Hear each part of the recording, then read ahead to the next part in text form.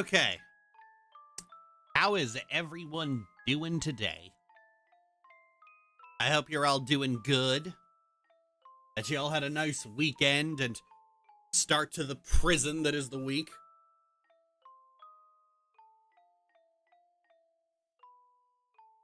I sure hope my mic didn't fuck up.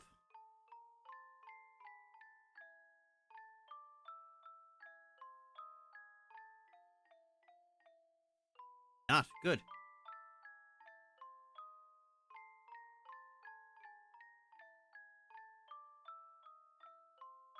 Boy, I was sleeping. All that time. God damn. Good for you. The dogs of the working week.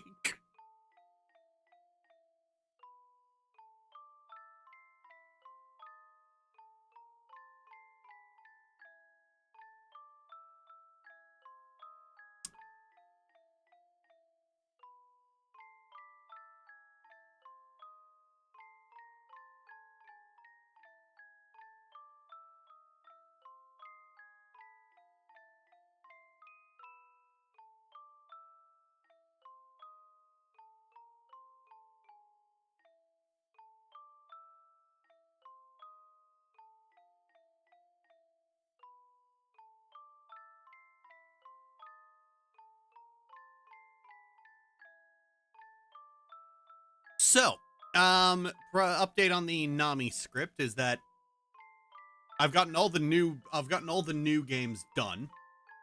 And in terms of rewriting the old ones, I've done Starry Flowers. I'm in the midst of doing Contract Demon. I think I did Syrup as well. What do I have left?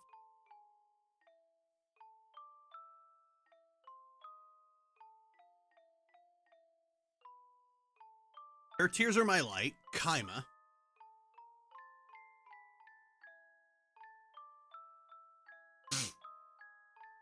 Gotta finish Contract Demon.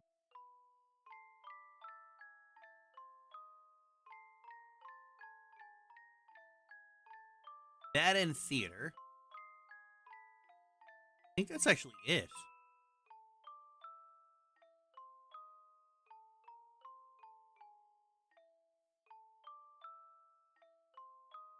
Although my opinions on Kaima haven't really changed. I'll have to play. I actually did Sex Advice, Succubus, and Princess Poffin. They weren't very significant.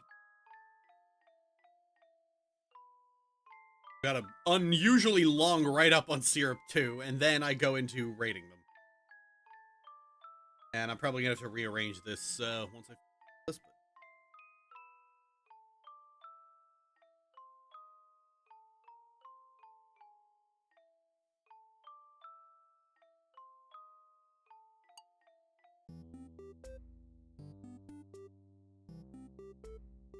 Now, luckily, with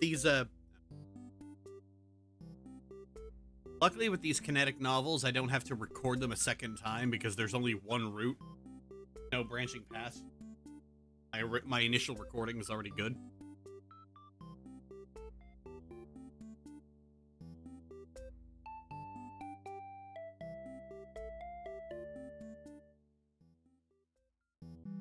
All right, I gotta rewind because this is really good.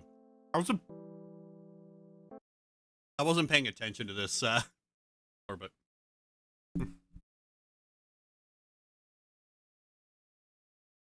that was a pretty good lie about me too. One that only works if he's polite. A polite demon. What's the catch, I wonder? Pamela? This is so stressful. What's stressful? I'm having fun. Eleni. I love this song. This is so good. I've just been going with the flow, but why do I have to pretend to be a demon again? Because I wasn't supposed to make friends with clients. But our very first contract was to be friends. I know, I messed up. Oh. I'm sorry, I'm really causing a lot of trouble for you by coming here. It's not your fault. I couldn't just not see you again. I'm sorry I didn't summon you like normal. I should have tried harder to get the stuff for it again. When I thought about how somehow finding you myself, I got really excited and had my heart set on doing that. Aww. Oh god, you know, I found that talking to other people in the server,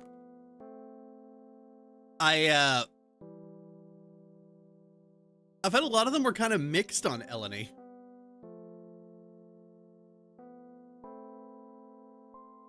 but I like her. Pamela, I've had a lot of time to think while I was searching for you. I love demons, but I can't be satisfied becoming friends with just any demon. It has to be you. Oh. And for corrupting my heart like that, you must be punished. You're punishing me? Well, you were punished enough by me showing up and causing trouble, so now we're even. You're so outrageous. Did you miss me, Kamala? I don't know. Maybe I was fixating on you out of guilt. I actually had a lot of fun whenever you summoned me. Did you know, because you made a contract with a demon, your soul belongs to the netherworld? That's the most romantic thing you've ever said to me, Kamala. I'm being serious. Each contract takes a bit of your soul as payment. When you die, you'll be reborn as a demon. I'll become a demon? This just keeps getting better. No, you don't understand. It won't be you anymore. You don't get to keep any of your memories when you're reborn. Oh. I kind of glossed over it first time around, but I kind of realized that, like, it's not just the fact that, oh yeah, demons don't do this, that bothers Kamala. It's the fact that, you know, she's becoming friends with a client who she's literally draining the life from and dooming to oblivion. And it's like, holy ethics, Batman.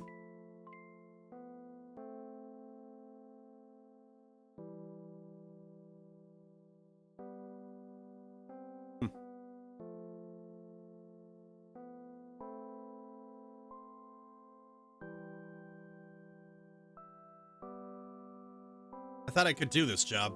I thought I could be the big scary demon taking souls in exchange for favors. But I never want to do you a favor again if it means I'm chipping away at your life. It's fucked up. I don't mind. Eleni, I don't care if it hurts me. I don't care if it hurt me. I don't regret summoning you. So I guess it's good I came here after all. I won't summon you anymore. We could just get together like normal friends. Okay. Yeah, if you're not my client, then we can be friends. Or girlfriends. Hey. Looks like dinner's ready. Thanks, Olok. I'm just saying, Kamala, think about it, okay? It's so cute. Life would be easier without ethics. Unfortunately, I'm kind. Yeah.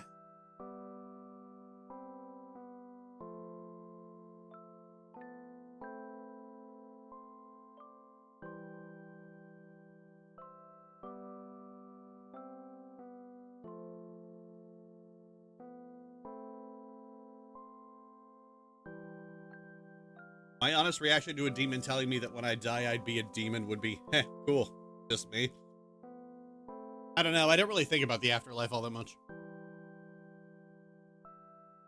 I'm kind of hoping it's just oblivion, you know? Just lights out.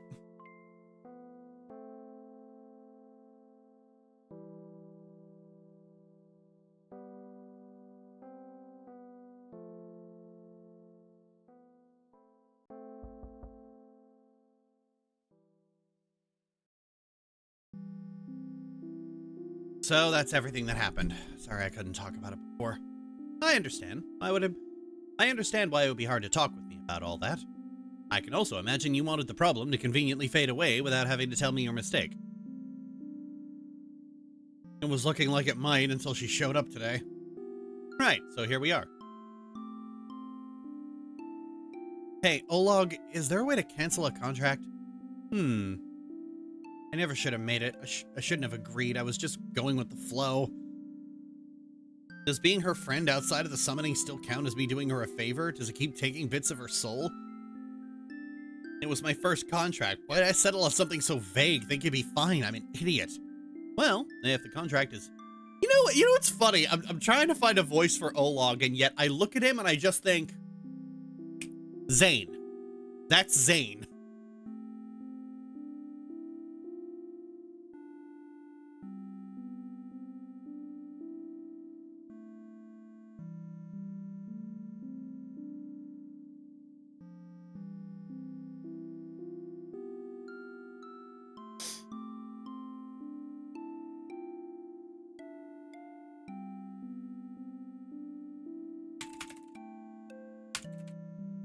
Demon on stream.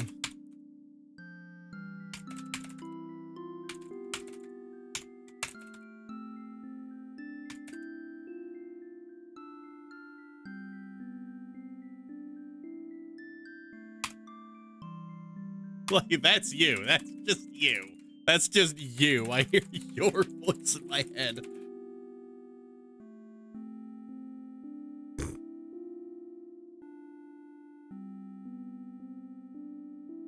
Doing a stream to diss you as we speak. Who gives a fuck?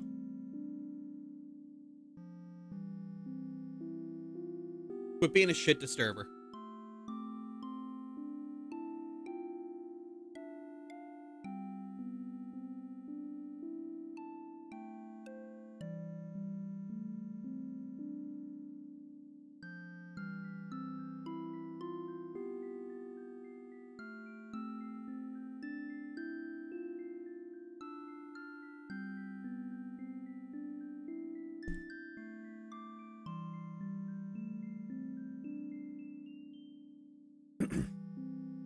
Well, if the contract is interpreted as the act of starting a friendship rather than the act of maintaining the friendship, then you could just amend the original contract to have clear language. Both parties can sign and you'd be free. A demon freeing herself from her own contract. Typically, it's the clients trying to free themselves from some of the more nasty contracts. Yeah, and I managed to turn it around. That's how bad a failure I am as a contract demon. Are you going to quit? Oh, after all this, absolutely. Thanks for having me, but this is my 2 weeks notice.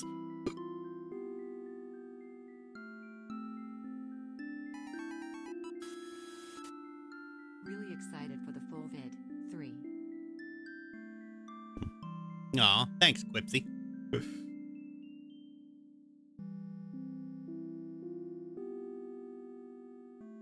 Fair enough. I'll miss you around the office, but it's for the best. So we can really just amend the contract and the friendship isn't a concern anymore? Yep, just clarify the intention and there's no risk of more of her soul being taken. Good. So, when are you going to properly introduce me to this girl? Is she really afraid of men? No. She's a demon fanatic, so she'll just ask you 1,000 strange questions. You should be afraid of her. Noted. I'll have to clear up my schedule a bit if she really has so many questions. Alright, I'm going back inside. Thanks for the talk and dinner. Really good as always. Sure thing. Don't stay up too late. Night, log. I love the relationship these two have. It's very soft. Hey, sorry to keep you. Are you going through my things? I was just looking. You have more games and comics than I expected. Is that where you get your inspiration for being demon-like? Never mind that. So, about our first contract. Olog says we can amend it so that it's already explicitly fulfilled. That way there's no risk of me hurting you by being your friend. Aw, you were worried about that? I already told you, whatever the price I have to pay to be with you, it's worth it. Don't say that. It's like throwing your life away. I don't want you to do that. Then, is it possible you return my feelings? Just because I don't want you to die, that's quite a stretch. Okay, we can amend the contract. Good.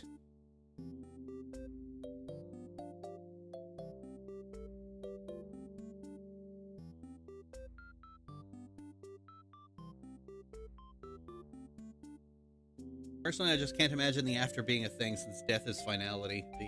Literally a lack of anything. It just doesn't seem possible.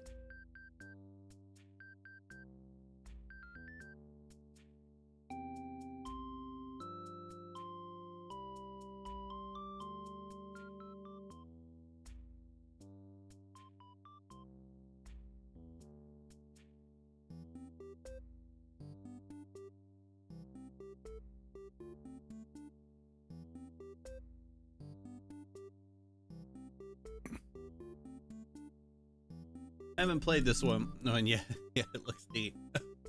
Oh yeah, Contract Demon's big cute. Contract Demon is kind of like the lesbian version of Starry Flowers, but it's like a lot shorter.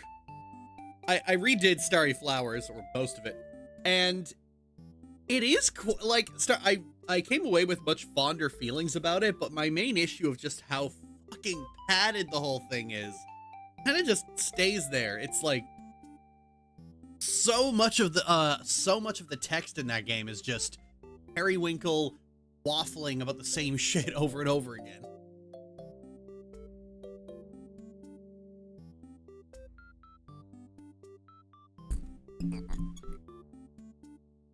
All of our contracts together have been fulfilled, so you don't have to give up any more of your soul. Now we're free to be friends. Or girlfriends. Slow down, we can be friends, okay? Okay, now what? Now, well, it's pretty late. You may as well stay the night. Last time you had to sleep over with me, and now I get to have one with you. Yep, that's how it turned out. Your bed isn't as big as mine, so we'll have to cuddle pretty close. I'll sleep on the floor. Aw, even though we slept in the same bed before, you're being so shy. It's different now, and don't say it like that. Okay. Do you, need to borrow pajamas or anything? No, these are my pajamas. Do you own any normal clothes? Of course I do. They're just not as comfy. You're so strange. Well, what do your pajamas look like? Then we'll see who's strange. What do you even expect? Actually, I'll change to the bathroom. Why? It's embarrassing.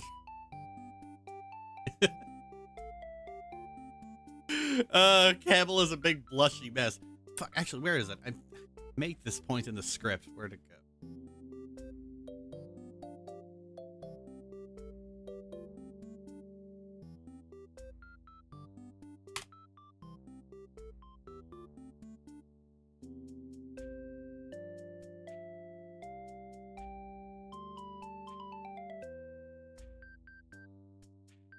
Actually, really, of course, Kamala is attached to Eleni.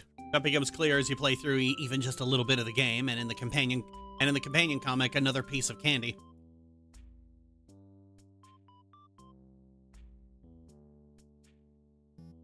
Kamala and Eleni feature in many different comics, and in each one, Kamala is simultaneously embarrassed and eager to be in Eleni's company. She's actually really cute here, a big flustered lesbianim who loves her embarrassing girlfriend. Her favorite things includes Eleni, unfortunately. Ugh, Eleni's so pushy and doesn't understand boundaries and gets in everyone's faces to ask about demons. Why do you put up with her? She's my favorite. Guess whose third to fifth watch of your Hamtaro video helped convince me to buy the whole series on Blu-ray, and I'm now trying to buy the games as well. Nice. Funnily enough, this is the same dynamic that Pastille has with Periwinkle, and Marzipan has with Jam, and the Maiden has with the Overlord, and Treat has with Mochi and Moxie. Sorry.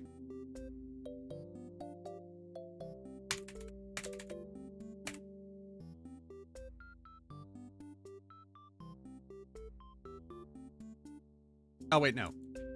The embarrassed one comes.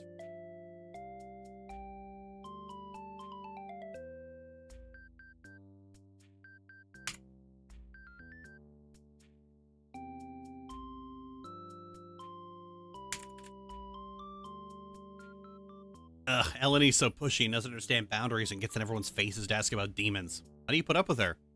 Because she's my favorite.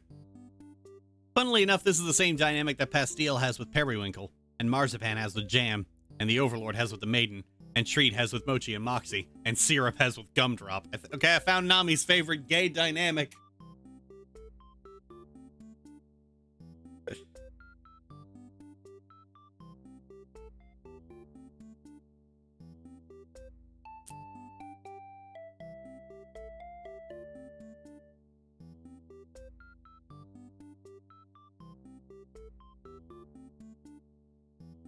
See? Normal. You lose the not strange contest. I'll happily lose if I get to see you look this cute. You can't even lose normally, you weirdo. More fun to be strange anyway. Is it hard to sleep on your side because of your horns? Huh? Not really. I guess now that I think about it, I usually sleep more on my stomach. Do your horns ever hit the bar of your bed frame? Is that why your pillow is placed down lower? Oh, have you ever impaled your walls on accident? Having such big horns seems so dangerous. Are you gonna ask me weirdly specific questions all night? Oh no, I forgot it makes you mad. You don't have to answer. Anyway, are you tired? Should we do anything before bed? I want to read one of your books. Okay, I meant something we could both do together, but that's fine too. It's totally something we could do together, since the kind of book I want to ask for is adult comics. I don't have any. Not that I'm willing to share anyway. I have to keep my secrets safe. I hope you'll share with me one day. But you know, comics like that just wouldn't satisfy me anymore. Not since you corrupted my heart. Your heart was plenty corrupt from the beginning. Do you have any demon anatomy books? Maybe that'll be enough. See, you're corrupt as hell. I'll be your dark angel, Kamala. You're so embarrassing. Oh god, I love these two. It's just constant energy all the time.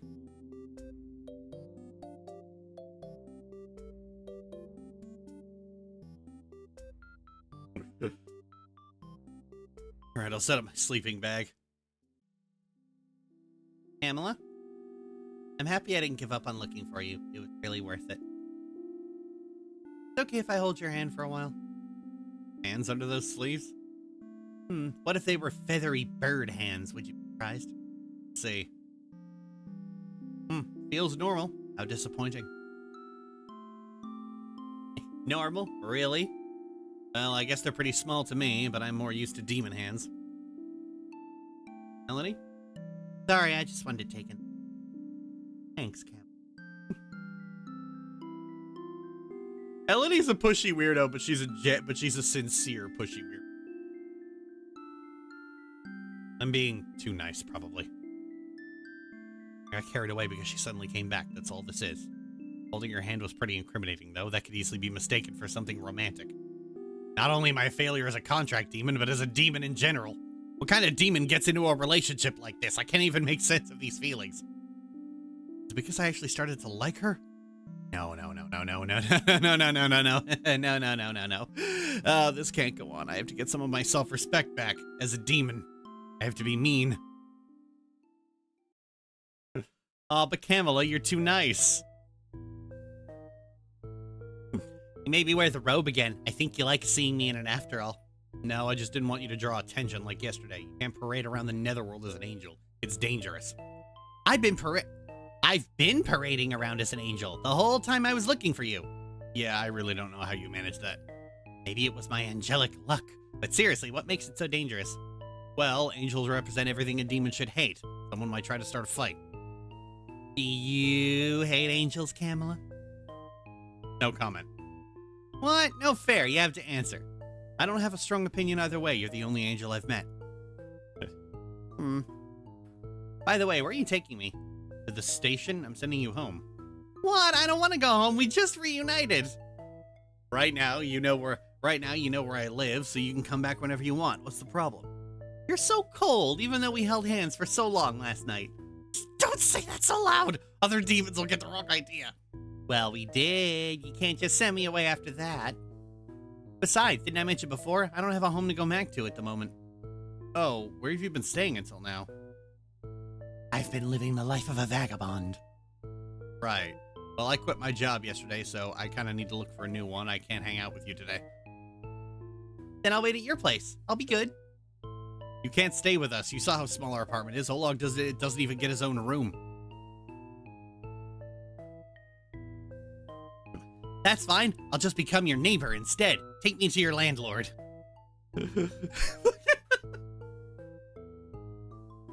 I'll just become your neighbor instead. Take me to your landlord.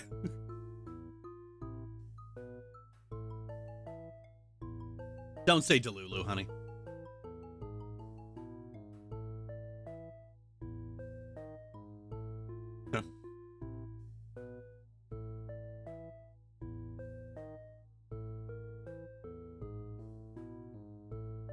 This is some form of harassment, isn't it? When the ultra-capitalist aliens land on Earth, take me to your landlord. I'm sorry, I just don't want to be too far away from you because of the pain in my heart. Quit messing around. I'm messing around. I really, really like you, which is a new feeling for me. Oh, I guess no one's ever liked me that much before. Wait, stop! We're not doing this! Demons don't do romance! That's okay. I don't expect anything from you. Aww! She's so sweet! I just wanted to be honest about my feelings. At the very least, I won't lie to you about that. I'll find a place to stay so I'm not bothering you, brother. So is it okay if we meet up again tomorrow? Yeah, okay. Okay, bye for now, Kamala. Oh my god! She's perfect! I'm an idiot. Trying to push her away even though she likes me so much. Even though I like being around her too. Fool, moron, dumbass, what am I doing? It's not like I could just be her girlfriend either. It's too undemon-like. When did I start caring so much about what's right for a demon to do? I have a good impression of the netherworld. I started thinking that for my job. I just quit. Means be okay after all? This is stupid. I need some outside input. Text dialogue. Do demons do romance? Lol.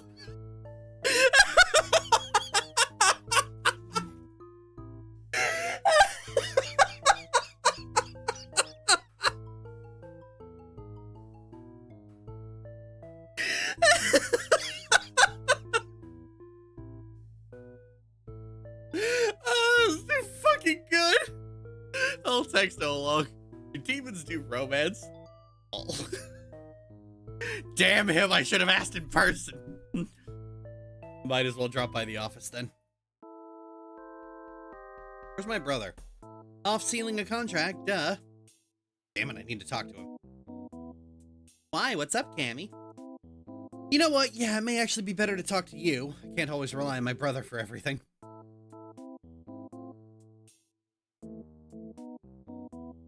Aw, how mature. I mean, you've been seeing a few other women as far as I know, so maybe you can help me. Oh, like, you need help getting laid? Yeah, don't talk to your brother about that. Isn't he asexual anyway? Yes. No, it's not a sex thing. Yes. No, it's not a sex thing. I wouldn't be so conflicted if it was. Huh. Then what's the big deal? It's a romantic thing.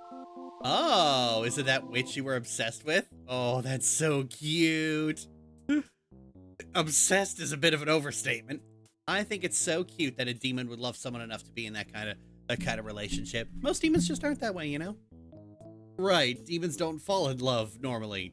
Demons don't do such pathetic things like holding hands. You held her a hand? This is more serious than I thought. I fucking love this shit. It's like, oh yeah, sex, no problem, but hand holding. Now shit's getting real.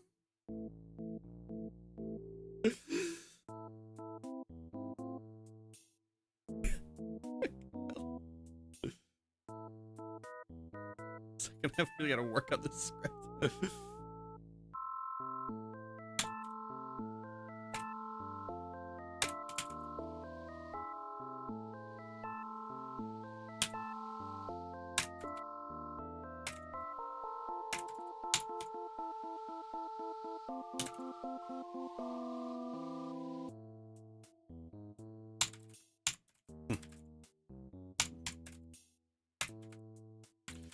Just what really fucks with Canela.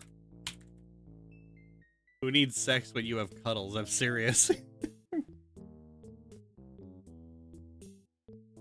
I actually found out like several years ago that I kind of have the same attitude. It's like, sex is nothing. It's this casual thing. It doesn't really matter. But my God, cuddling someone I don't know? Dear fucking Lord, no. I could never do that.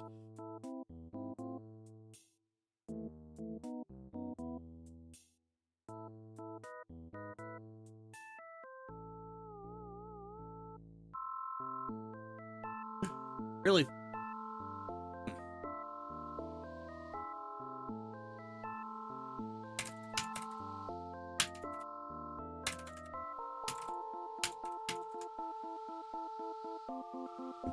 Are the ultimate form of intimacy and mental support. Oh, yep.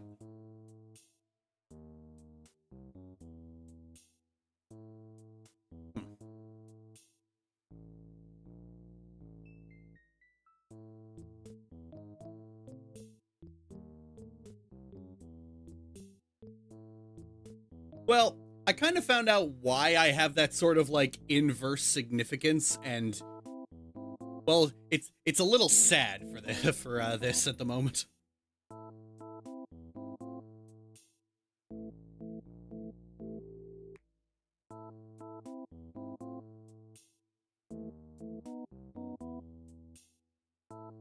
I mean, but I always find it super cute when people who love each other do it. I think it's just that it's more emotionally significant, or like, well, to me it is. Anyway, I won't go into the why because it's kind of sad for this.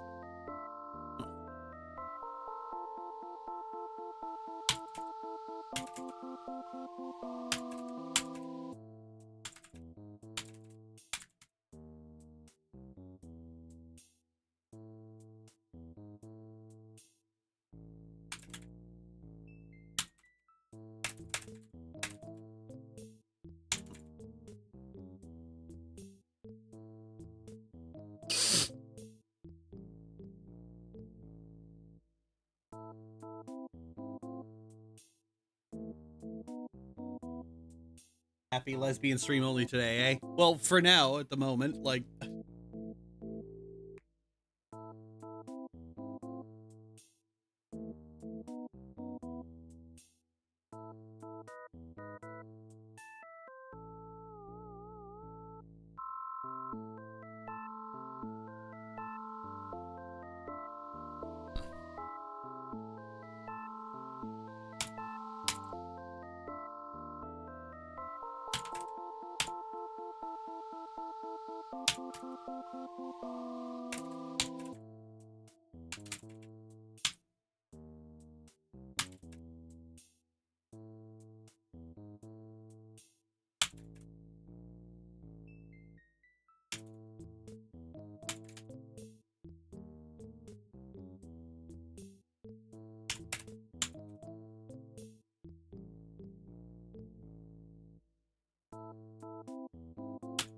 It's like, but when Doll finds out Kamala and Eleni held hands, oh, that's when she know things have gotten seriousness.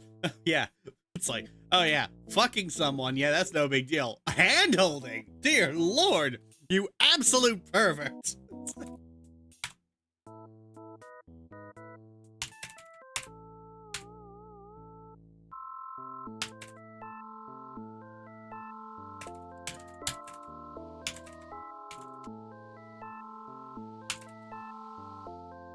It's like, you decadent pervert!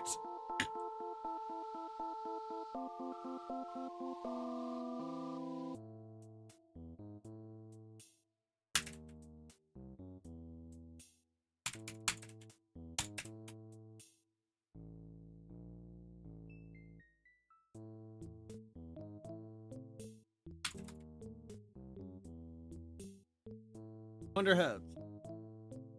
Why is your script page black with green text compared to a normal Word document? Is this even Word? No, this is AclePad. It is a text editor. I write my scripts in plain text. And it's black on green to look like old DOS prompts. The colors are edited here. See? DOS. You can go standard. And boom. There you go. God, that is blinding. I gotta go Notepad Plus.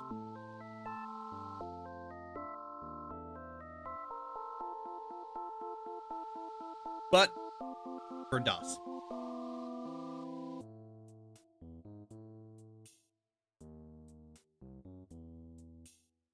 My eyes, CD, you made me blind. Now you see why I write in black on green. It's just easier on the eyes, honestly. Given I tend to do a lot of my work at night, it's just much. It's just much.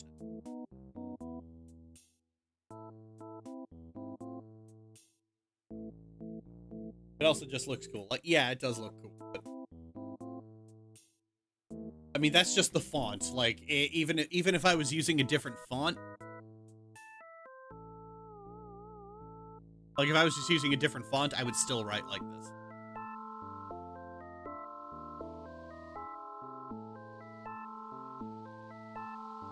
Oh, that's the...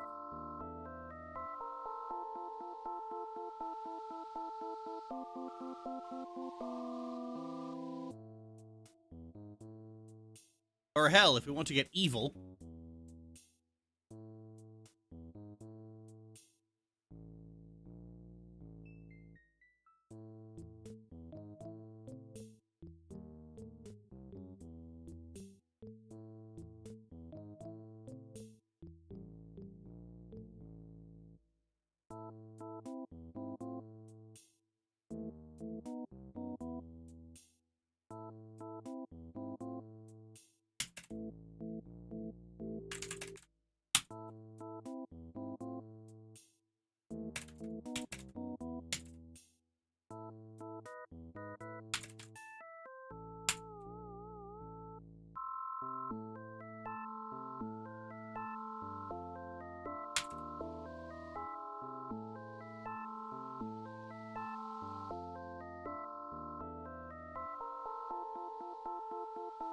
I wish the default Notepad app in Google Docs gave you this setting. Yeah, Google Docs has a dark mode, so you can just change the font color. But other than that, like Akelpad, it's a free download.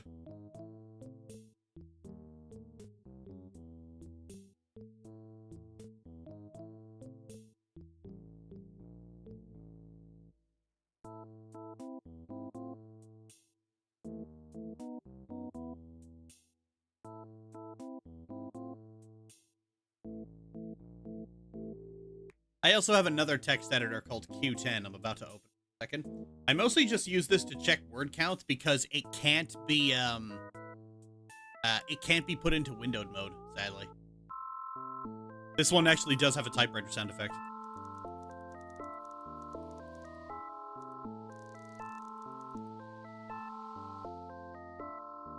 $13,000 words. God, this is a chunky boy. Yeah, trying to find good text editors is a pain in the ass, so when I find a good one, I cling to it.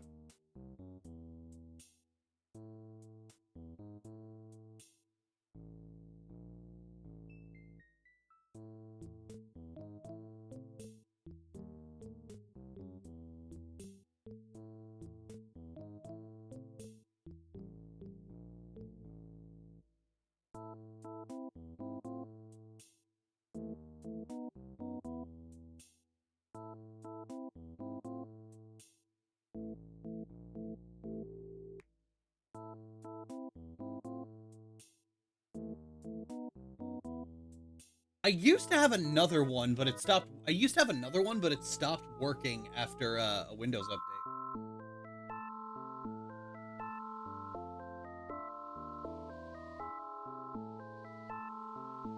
I think it might have just been called Black Note.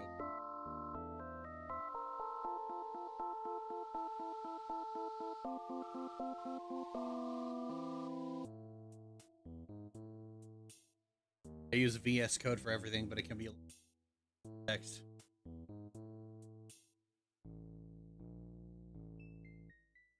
Oh yeah, I tried Notepad++, but that was not made for like writing. That was made for writing first.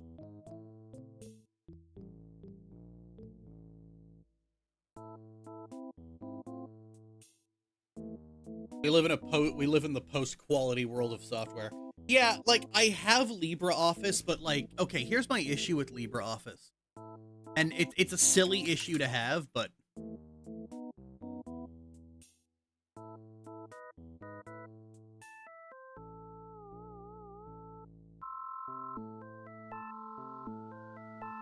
way too much of the screen is taken up by the UI. And even if I shrink it down, too much of it is just UI. It's this kind of problem that word processors have when it just comes to page layout. You can't resize the screen as much as you'd like. You just end up with this problem. I hate LibreOffice. I like LibreOffice way more than Word. It's free, so. I have written in text editors since I started doing YouTube. Like, my first videos are written in Notepad, and to this day, I continue to write in text editor. I think the only time I don't write in a text editor is when I'm in Google Docs working on something with McKay. Outside of that, it is all text editors all the time. All my scripts are in plain text. And funnily enough, I didn't even start doing that because of preference. I started doing that because when I first started making YouTube videos, I was 16. And the only storage I had was a 256 megabyte flash drive.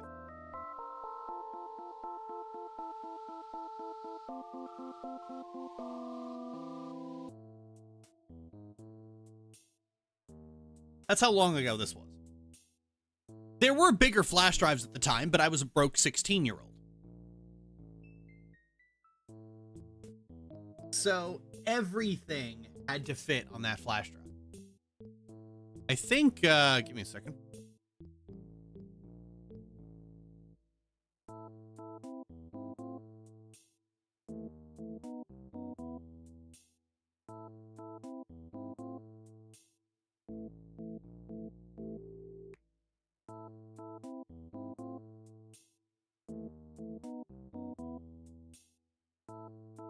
Yep.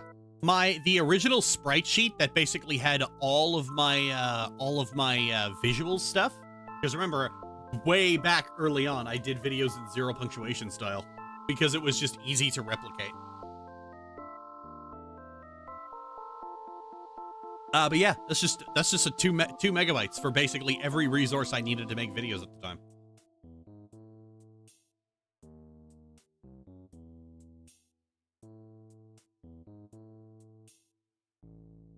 So yeah, and 1,000 words in a text file is like 5 kilobytes,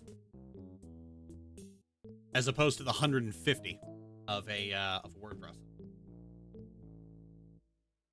It was / is also just a very fun and nice format. Oh yeah. Why do you think I like the new puppets? Like they're designed with that basis in mind. Like, it was kind of this mixture of...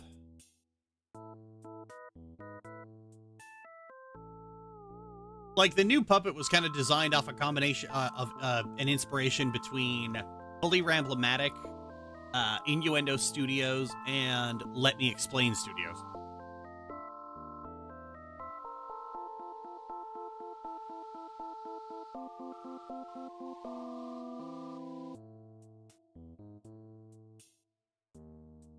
But it was also just for ease of use. Like, she has detachable parts like a ZP character because that's just easy to work with. Which means, like, if I wanted to add anything or add new puppets, it is way less effort for Michaela. It took a lot of the effort of making the puppet expressive, and it took it off McKay and put it onto me. Which is kind of just what I've been trying to do with projects I do with McKay in general, is like, people used to complain about the like anatomy in the Madhouse comics, but of course, any of you who've seen McKay's art are like, you know she draws extremely well. And I would basically say to her, it's like, when making Madhouse, I would just say, yeah, don't spend a lot of time fussing over the anatomy. Just make it quick and dirty, because I don't want you overworking or stressing yourself out for a silly little comic that's supposed to be fun. Doing puppets takes so much time. Yeah, these puppets do not take her that much time to do.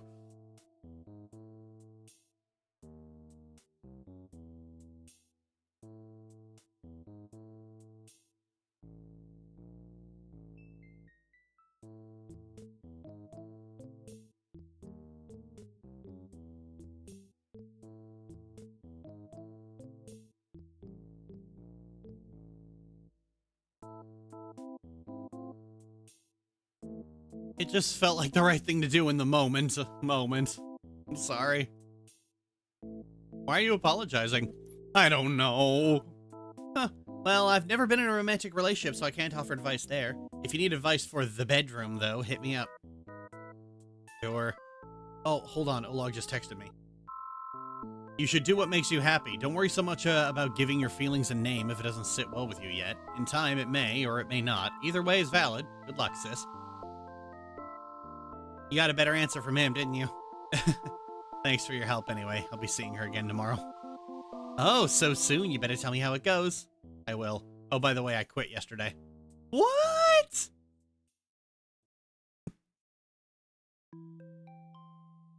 Here it is, my new apartment. As of today, I am officially a resident of the Netherworld. You really moved in overnight? I'm starting to think your luck is real.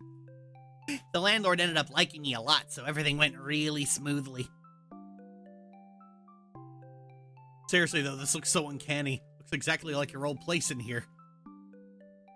Yeah, isn't magic so convenient? Packing and unpacking is so easy, even though I ended up losing some things. Oh, that's right. Kamala, I have something very important to tell you. What is it? After yesterday, I did a lot of thinking. I get the feeling that you like me at least a little bit, but maybe I haven't opened up enough yet for you to like me all the way. So it would conflict with my goals to hide things from now on, which means I have to confess. Okay.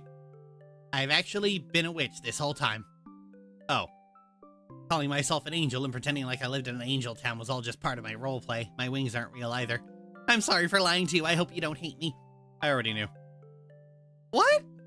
Yeah, when a contract demon is summoned, the identity of the summoner shows up in the system. I knew from the start. What? Why didn't you say anything if you knew I was lying about being an angel? Because what would be the point of trying to call you on it? I've been wondering your reasons, sure, but in the end I just chalked it up to you being a weirdo. No, I have very legitimate reasons for pretending to be an angel. Let's hear it then.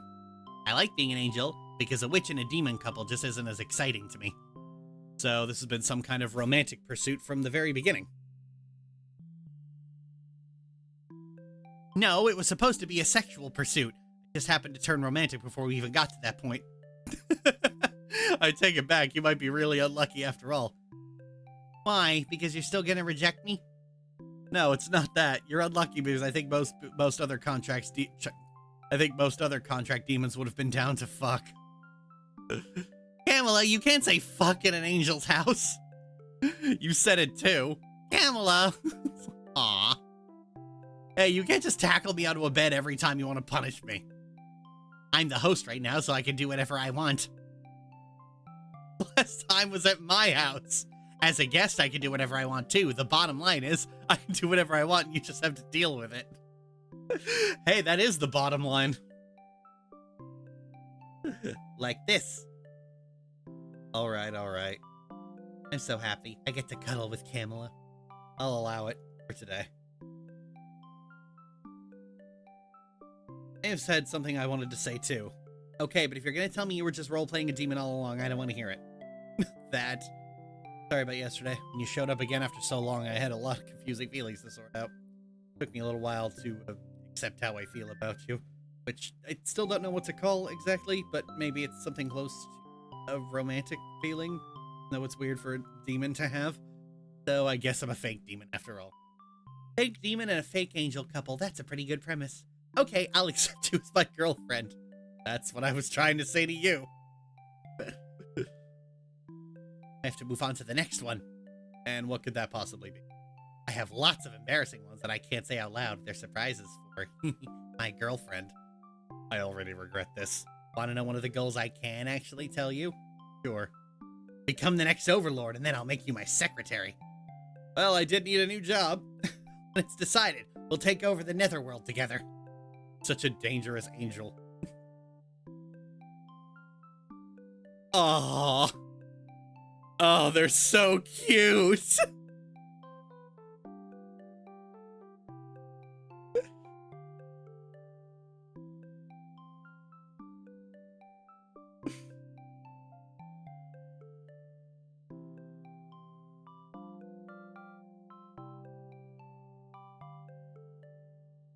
Yeah, haha, funny me, but I actually vibe with it. It's so much room.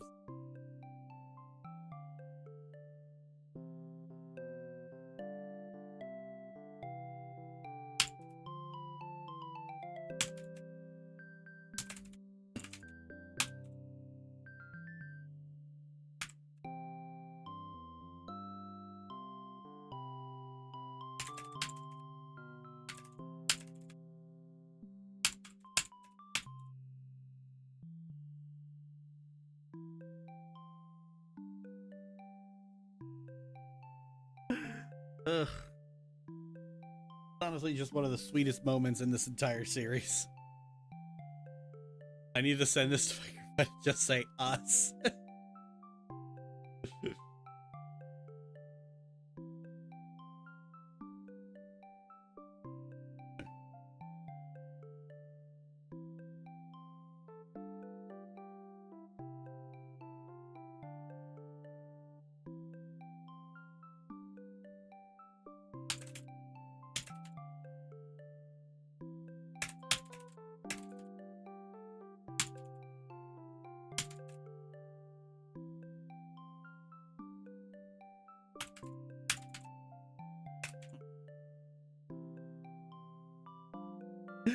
Oh my god, these two are adorable.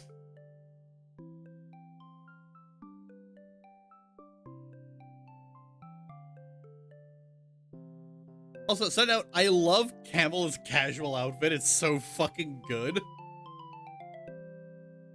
Grunge demon.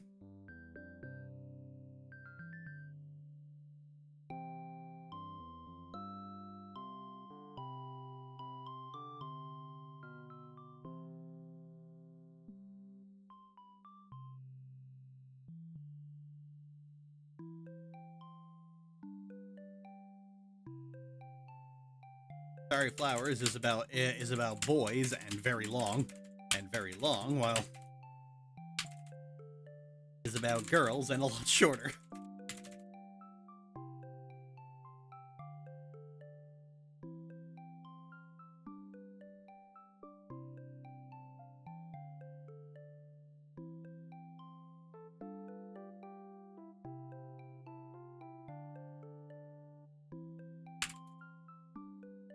Find out in a bit, but between the two,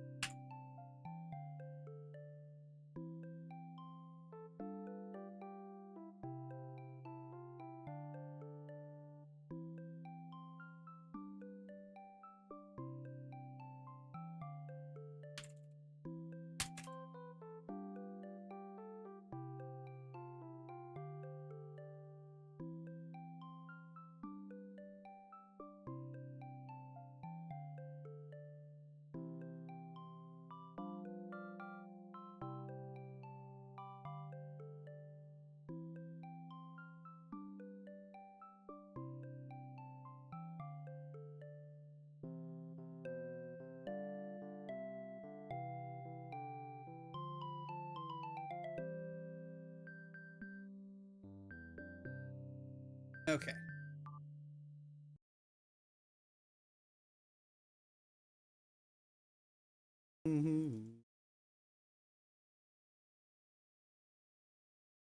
Did technically finish Starry Flowers, but I didn't really.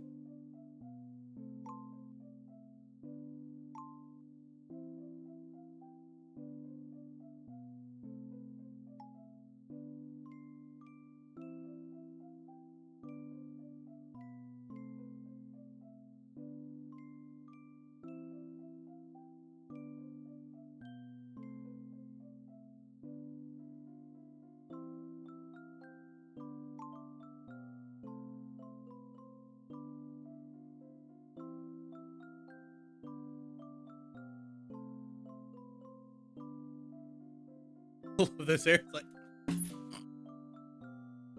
I think there's something interesting in there in that it tells us exactly how important Syrup is to him that he'd do something like this. It helps that Syrup makes it clear in his ending that she's more upset that Pastille was too scared to be himself because of the shit she says about witches. It's implied these two have been close-knit for way longer than the shop's been open, so everything about their friendship is, at times, a little heartbreaking. It always comes around to being touching. It's like, why are you talking about Pastirup in the Paris Steals game? Don't do that. Don't say Pastirup like it's a ship. Don't do that. Don't say Pastirup like it's a ship. I bring this up because Pastille and Periwinkle's relationship has to work around Pastille's deep friendship with Syrup. In the second Syrup game, Pastille says as much as he's having a hard time balancing two people that he's completely and utterly devoted to. CD, it's their first date. Look, this isn't the Coffin of Andy and Lele. I'm not doing a linear narration here.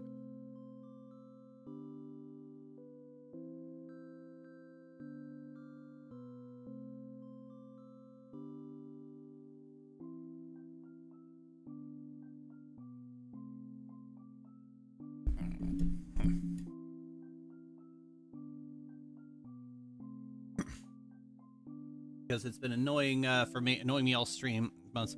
Getting rid of the headphone port was literally the worst decision I ever made. All headphone adapters die after like 3 months, and my wireless stuff is the worst. Worst.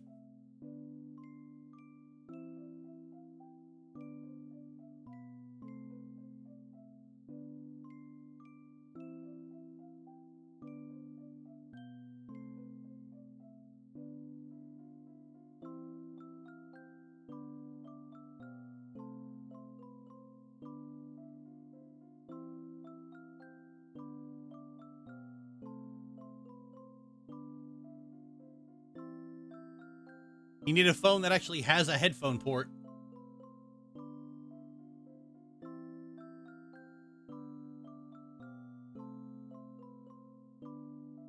The Moto G Power 2025 has a headphone port.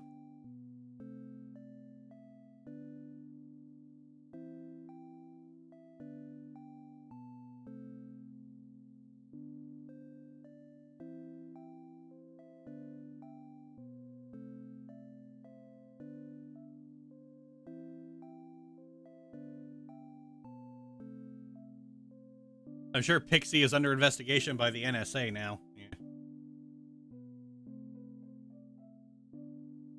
Oh yeah, we actually have Phoenix appear in one video, in one script.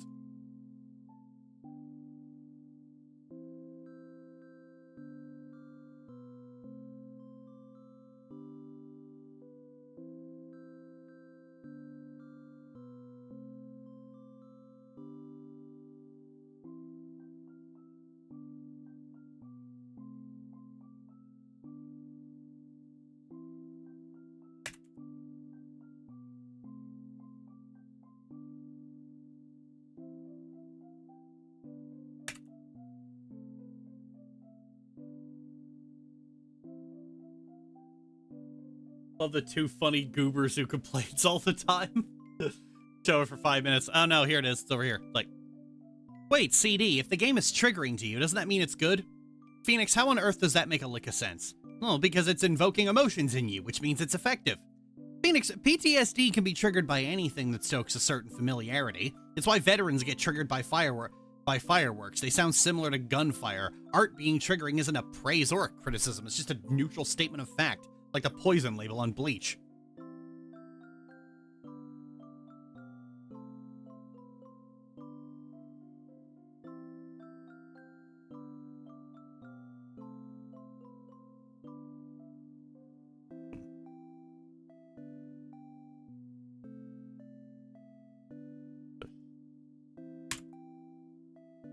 Hey, Lex, thanks for subbing. Or resubbing.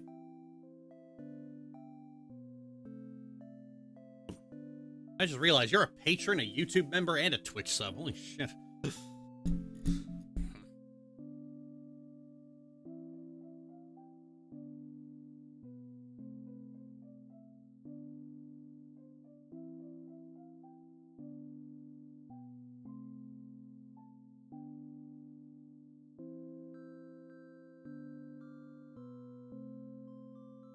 I feel like Syrup getting hired by Periwinkle. Why are you loaded?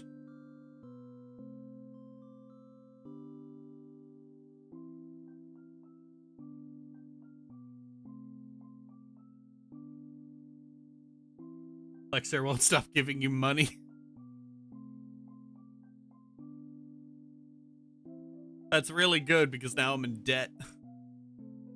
Immigration has had a bunch of last minute charges. There is now no more like all of the money that was raised for Michaela's immigration now gone. But luckily I have a line of credit with my bank. So I was able to cover a lot of those last few costs.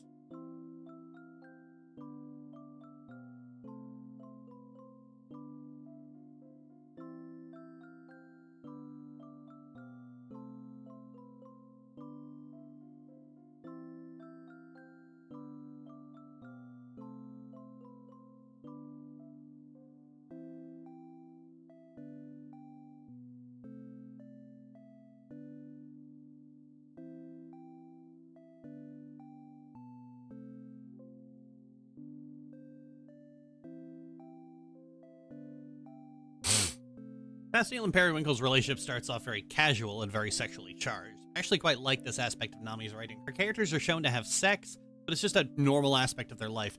Video games have historically had a very juvenile, not even capitalism. Yep.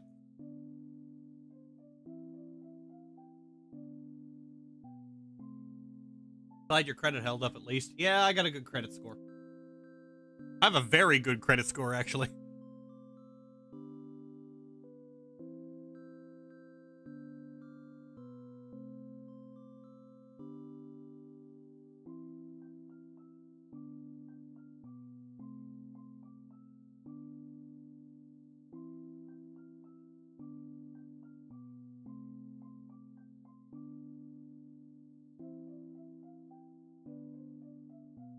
Baseline for art is to make you feel something, and it's not a good look if you need outside help to do that.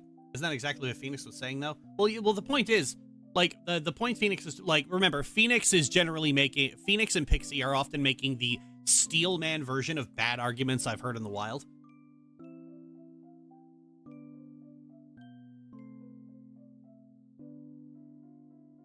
And Phoenix is trying to argue that if this game managed to trigger you, then that means it's good because it managed to make you feel something. Whereas the argument is generally, triggering isn't really like a sign of quality. It's just a neutral statement of fact. And like, the baseline for art is to make you feel something, and it's not a good look if you need outside help to do that.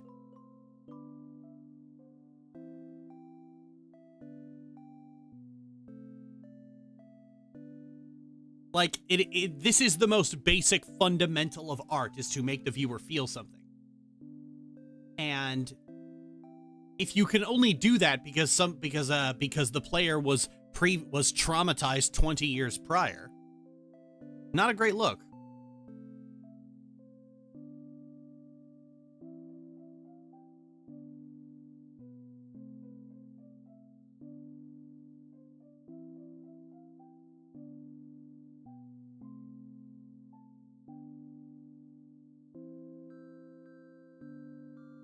Oh, I see now. Yeah, it helps if you read the entire quote.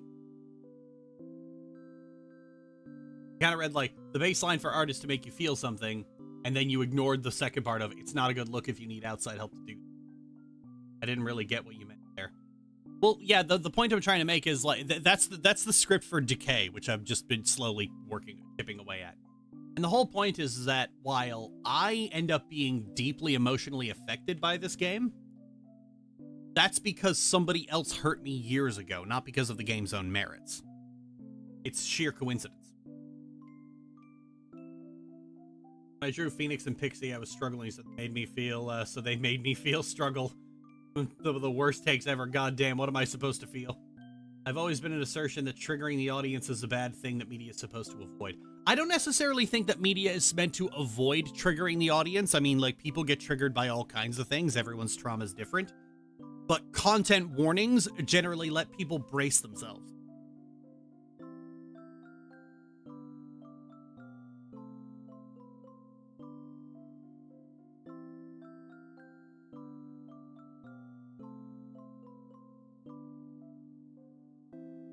Anyway, back to this. Video games have historically had a very juvenile attitude towards sex. Often when games include sex, it's displayed front and center, with all the glee and cringeworthiness of a 12-year-old finding dad's Playboys. And it makes sense why. Games that put fucking front and center are made, first and foremost, for people who don't fuck IRL, so they don't know how to present it other than for the fucking to get more and more deranged. Periwinkle is a horny little bastard, but it's such a casual part of his personality. For him, sex is secondary to the hunt, as it were, as he finds a new person to flirt with and make them squirm. Part of why he gets so attached to Pastille, as Pastille is so fun to tease. Periwinkle has a very playful approach to sex and sexuality, which I feel is an important part of writing sexuality into a story. What is each character's relationship with sex itself? In Nami's work, you have people who are very casual about sex. Characters who are anxious, who are shy, characters who are straight up ace, characters who would punch you if you tried to hug them, even if they profess to love you. Variety on display for each individual character is quite expansive. This is shown with Astragalus, Periwinkle's business partner? Yeah, Astragalus appears on the surface to be completely asexual, I think. He says there's no romance by It's like, she says there's no romance by aromantic. Why did I forget that word for a second? Legit, I was like discussing this with someone in the server, and I actually did forget aromantic was a word for a second. Like, it just like I know what I'm thinking of, but I can't remember what it was. And I was like, okay, I'm incorporating that into the script. It's like, the aromantics buying aromagic.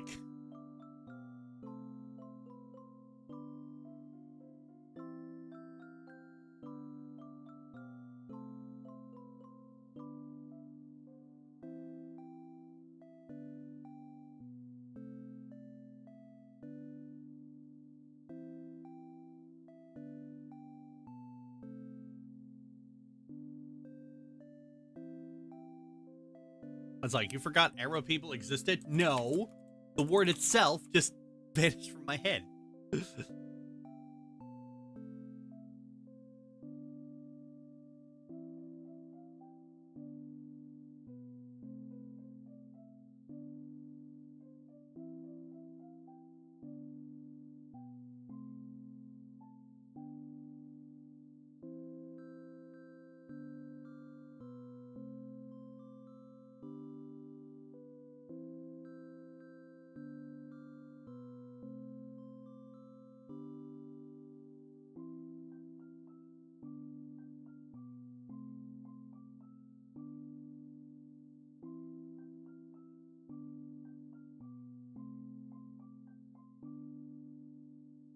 Hey, Drian.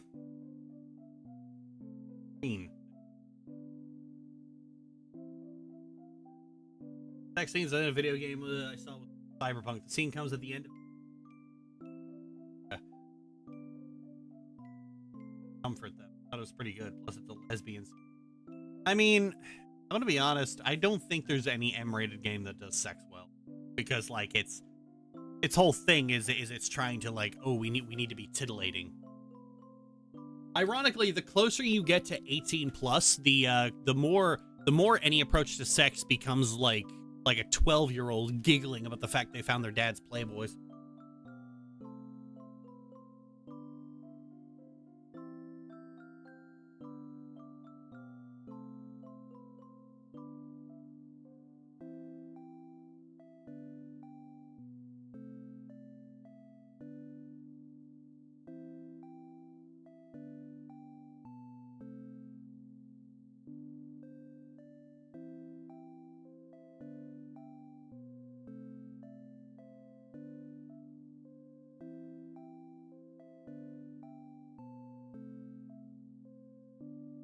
I'm confused. What kind of world building overcomplicates a relationship? Can you elaborate? Fusion.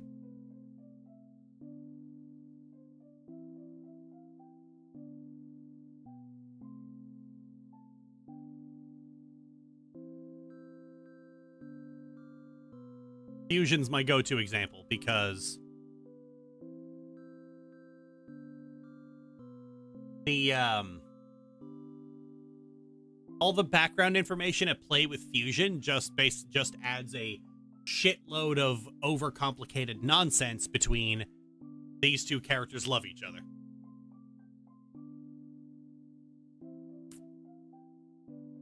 Fusion and SCU? Yes. It also means that you end up having a couple that vanishes from screen to be replaced by an unrelated third party. Which is generally why when it comes to, like, if you're going to try and sell me on a romance, you can't just throw a separate character in there and go, this is it. This is the relationship. No. You do that. You do it properly.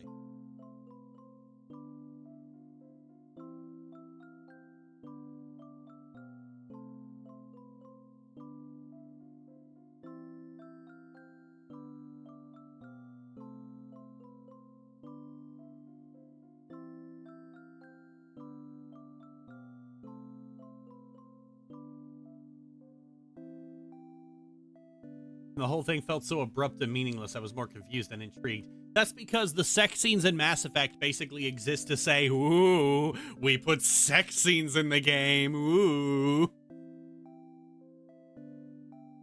It's kind of the same way I feel about, I feel the same way about Baldur's Gate 3. Like, everyone in Baldur's Gate 3 is so fucking horny that it's just like, how is it that you, a 200-year-old fucking member of the ruling class, why do you come off like an 11-year-old? It's like talking shit with other kids about how they totally fucked their mom.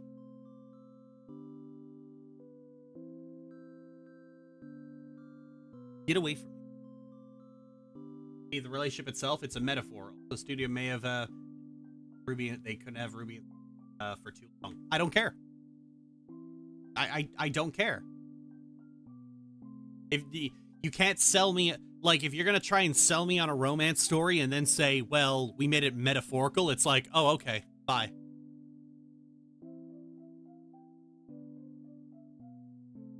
I accidentally romanced Gale the first time. He just... Yeah, that's like... It's amazing how much the characters' stories are, like, utterly hamstrung by the fact that they have to be romanceable. I kind of felt this way about, I felt this way about Veilguard as well. Like, the idea of romance, of getting into a romance with any of the characters. Ruby and Sapphire are always on screen when Garnet is. Okay, but they're not, actually. They're not. They're not on screen. Garnet is, but they're not. Anyway, why are you arguing with me about this? You asked the question, I answered the question. What are you arguing with me about? You asked me to explain what it means for a world building to complicate a relationship. And I explained to you what it was, and your disagreements seem to basically just be down to the fact of like, oh, but it's really good though. I don't care. I don't care. Let it go. Doesn't matter if you care or not. It's okay, but I don't care. You asked me to explain what it means for like something world building to overcomplicate a relationship in a story. I explained what it was. What's your issue now? Why are you upset?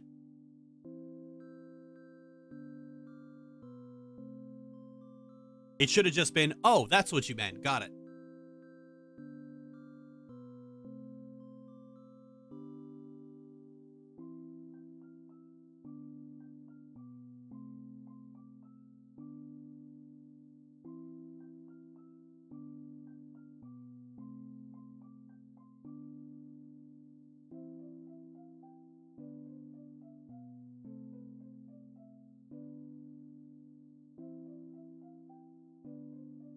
They wear their adult age ratings like a badge of honor and practically faces. Yeah, as I was saying, like, Veilguard, I felt the same way, except it was, like, even worse. Like, I've always felt weird about Jaheira's romance. Like, Jaheira's romance really, in Baldur's Gate 2, really skeeves me out.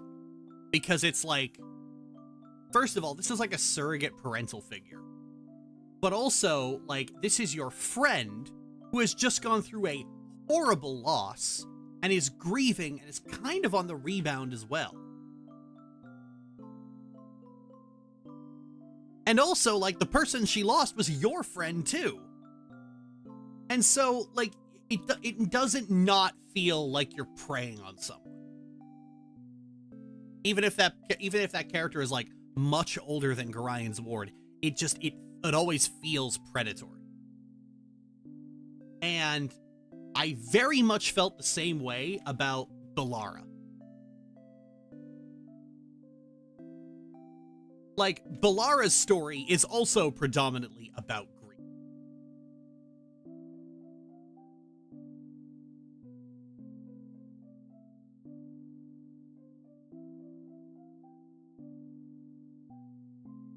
Belara's story is like fundamentally about grief, and so any attempt to get into a romance with her always feels manipulative.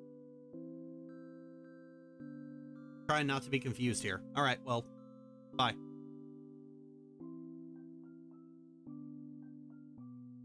We moved on. Let it go.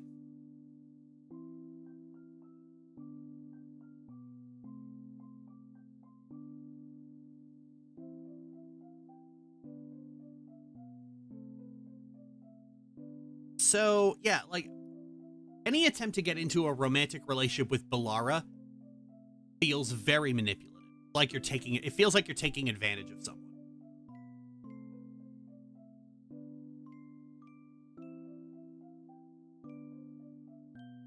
I feel like in any other situation, Bellara straight up would not have been romanceable. But because they were committed to because player sexual is in vogue again, it was like every character has to be romanceable, every character has to be pan, even if, like, you know, even if the story we wrote for that character doesn't work.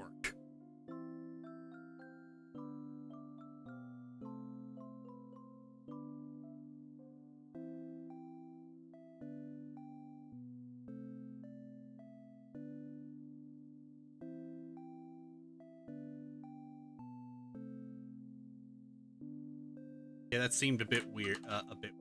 Yep. The only other character I really liked enough to even consider doing the romance with after that was... I really liked Davern. It's one of my favorite characters. I kept Davern and Bellara in the party the whole game. But even then, it was like...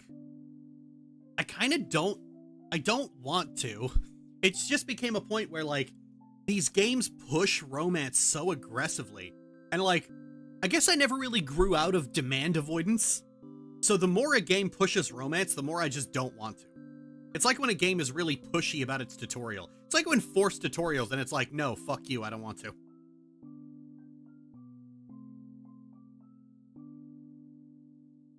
Doesn't make sense with the story we're telling. Yeah, that too. That's the other thing, like... Why are you pushing romance on me? I just met these people.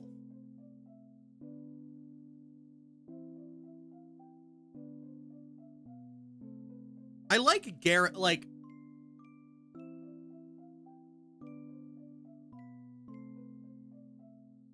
I've only really found 2 romances it really works.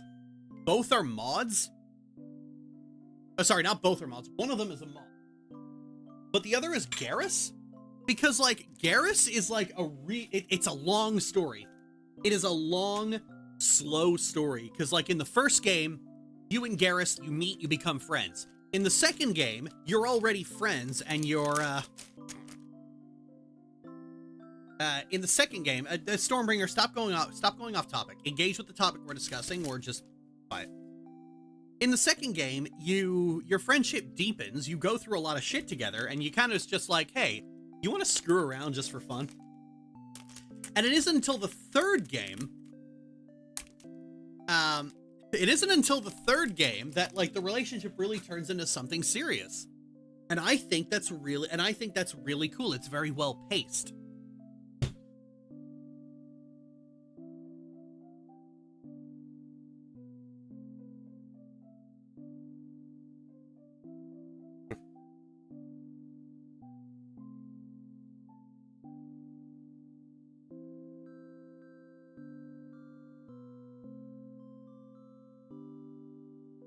But when you try to have, like, a full-on romance arc in a one-shot RPG, it really doesn't work. Like, you just met this person, and now it's like, hey, I feel like there's been something special building between us. When did this happen? You know, Storm, stay on topic. Don't ask an off-topic question again. Like, just stay with the topic we're on and engage with that, or stay out of the chat. Stop trying to change the subject. I don't go down that route. I love seeing the story. I agree. I don't go down that route, but I love seeing the story of him and Tally. Yeah, there's like 2 other characters. They bond. Like, those are the only 2 companions who were in all 3 games. But it's like, it's when you have this one and done RPG, and like the whole, it's at that point where they didn't really think about romance beyond it being an obligation. And I think Baldur's Gate 3 is probably the most obligatory an RPG has ever felt with romance.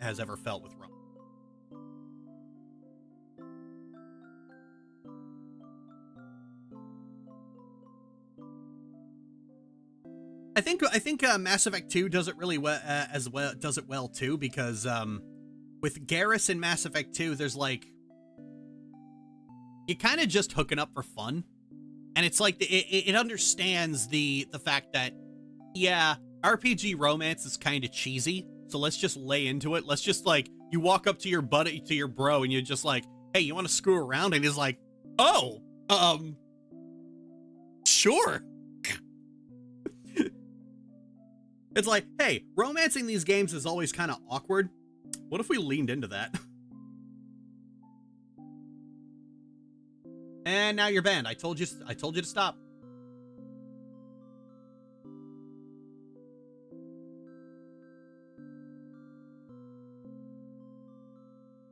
Guys, if we're on a particular subject, don't constantly message trying to change it. We're talking about one thing, be respectful of that.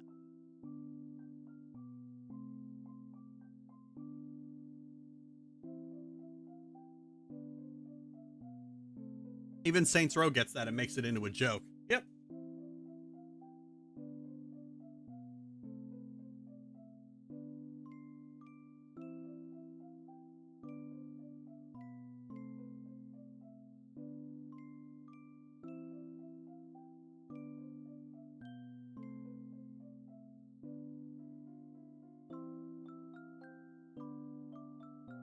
Big part of why I love Apocalypse XL. Yeah. I generally don't go for player sexual romance. Like I said, the more a game pushes romance, like the more insincere it is, and that's the problem. BG3 is extremely insincere, and it comes to a point where, like, a lot of the design decisions were made on the basis of we don't want to tell the players no.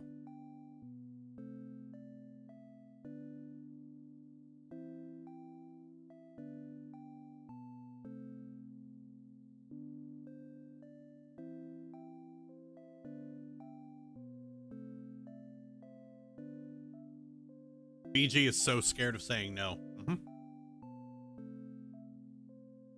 I remember the Veilguard devs basically said it said they rejected the label of player sexual because, like, oh, all our characters are canonically pan.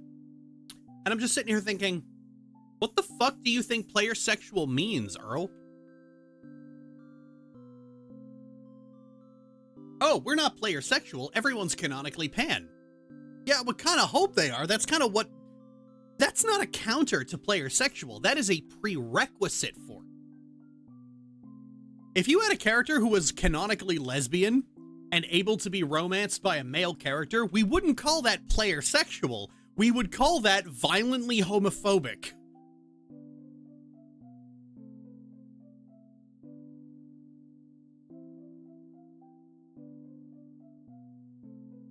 Baldur's Gate 2 was arguably even more restrictive because, like, yeah, a lot of the romances are skeevy, but, like, it's not even just that characters have gender preferences, they have racial preferences as well. Like, Viconia won't sleep with an elf because she's a drow, they hate elves.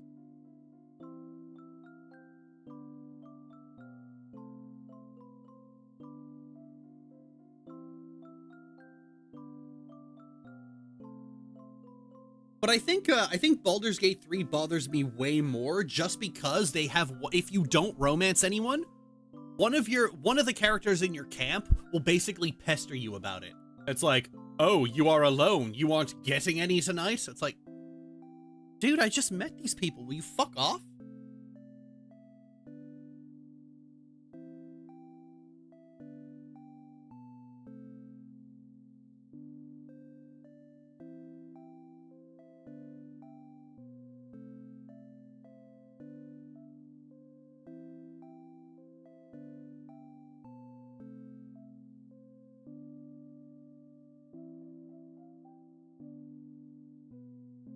That's the point where I like I said, I like romance as a story, as an interesting story about characters.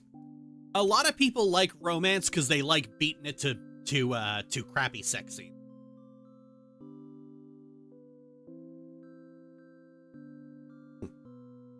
I like how varied the characters were in terms of romantic and sexual preferences. Oh yeah. I saw a lot of people complaining about the fact that, like pretty much since Inquisition came out, so many people were bitching and moaning about the fact that Cassandra is heterosexual only. And I'm like, guys, She's part of the Catholic secret police. What the fuck were you expecting?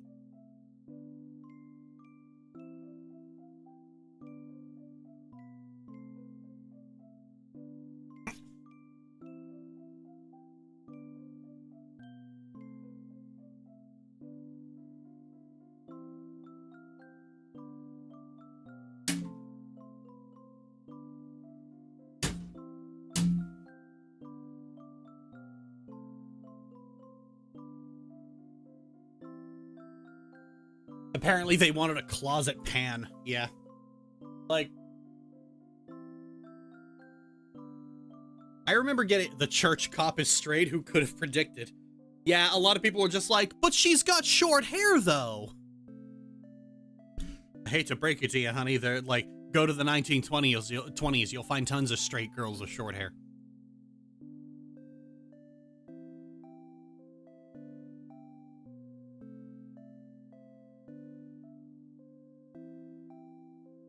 So stupid.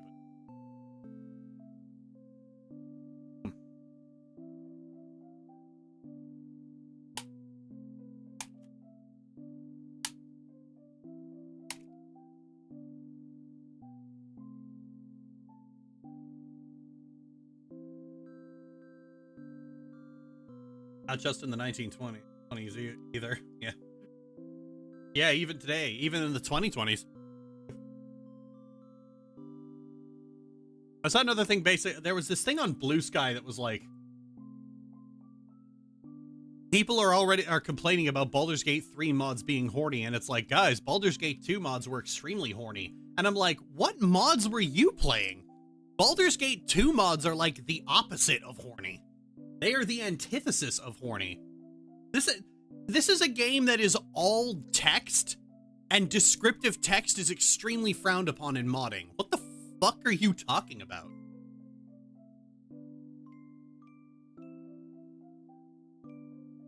Like, even at its most depraved, Baldur's Gate 2 mods try really hard to present themselves as, like, serious works of drama.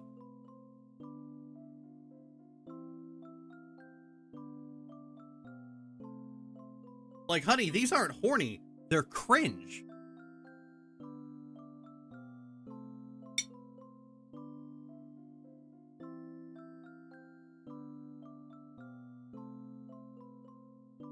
Could be a story about a closeted church cop, but that's a really rough one, and a delicate one to handle. I'm trans, and my hair being long is a huge look at me. I'm trans, and I got confused when people didn't see it. Of all the games, I have a delectable cringe. Yeah, like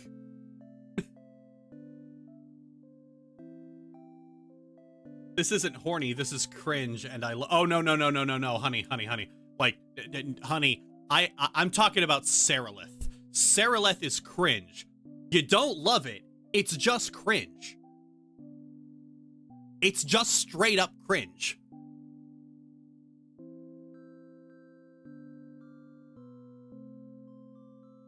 Oh, that's the bad cringe. Yeah.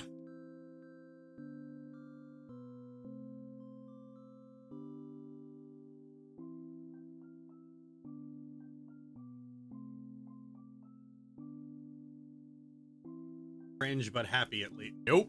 No. No. Yeah, I don't think you guys get it. Like, Seralith is awful. It's just straight up awful. Like, imagine how bad Twilight is, and now imagine something that's 8 times worse than that. Look, but at the same time, I trust you. Okay. I need you to promise, don't try and find this mod. Don't try and download it. Everything I know about this mod comes from, where's it?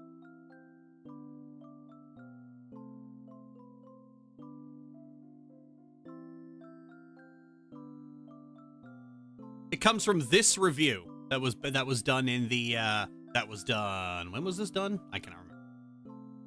It goes very in depth as to the problems with it. This is quite the read.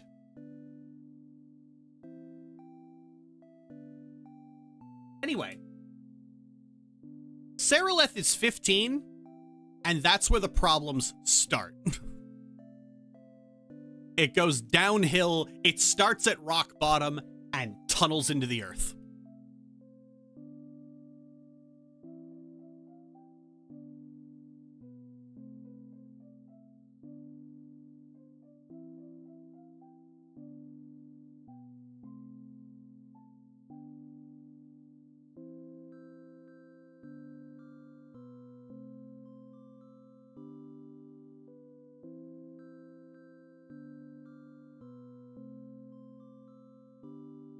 I spoke too soon. Oh god. I actually Yeah, guys, when I say cringe, I have never said cringe affectionately. I don't do that. Like, I'm not like I don't say cringe affectionately. When I say cringe, I mean it. No, help, yuck. Ah, that is really bad. I spoke too soon. Oh god.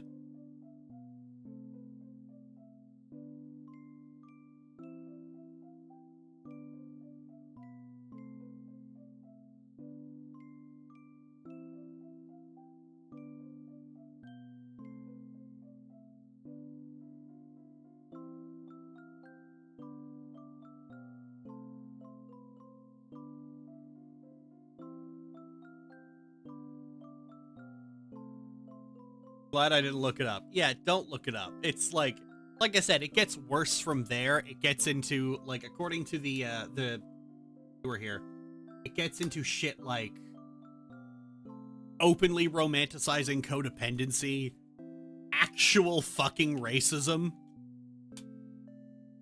Saraleth sees Saraleth sees a brothel in Catherine and is just like, we should kill everyone here.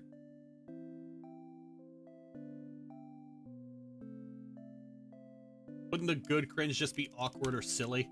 Like, no, I just don't say affectionate. I just don't say cringe affection.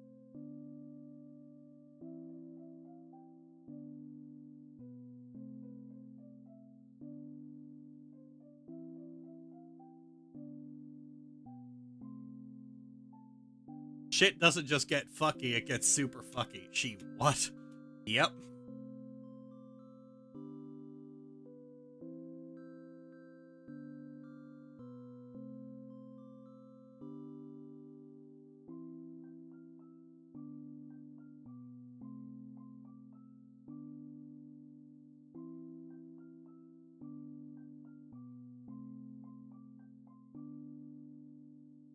Who the fuck made this shit? They were 14, weren't they? Actually, it was a married couple who are big fucking weebs.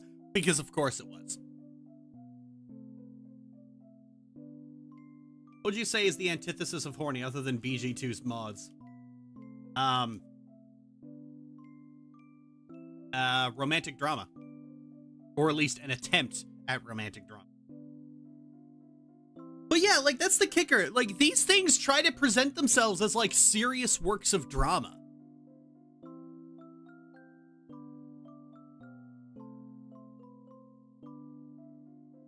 These things are like, even at their most depraved, these things aren't really horny. They're trying really hard to be taken seriously because they predate this shit. Like, they predate self-conscious irreverence.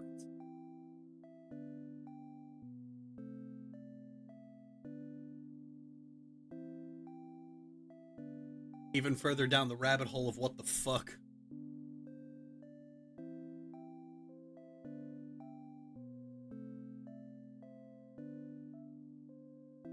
Oh yeah, this quote from the review is perfect here. Of course, the mod couldn't just have racist, sexist, and pedophilic undertones. It also had to compare sex workers to open graves in the good answer.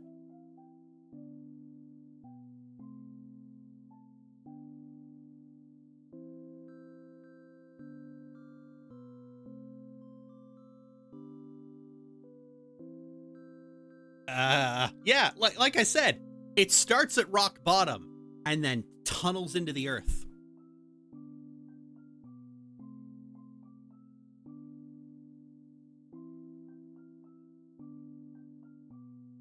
What in the necro?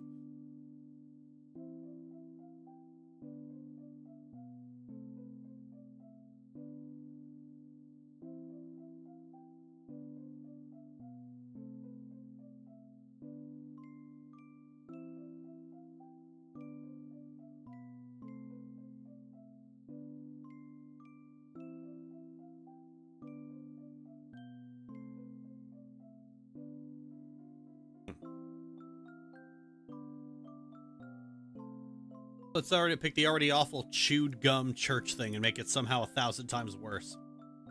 I'm a very intelligent writer. Turned straight into a portal to hell. You all doubt me when I say this, and yet we are.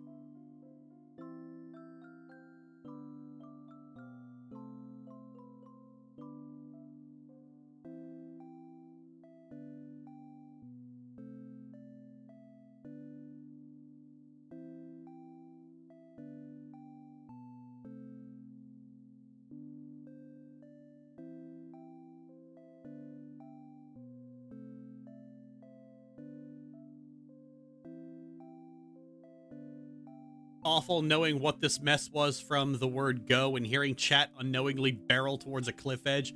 I couldn't warn them because of texting and driving is frowned upon. Ugh.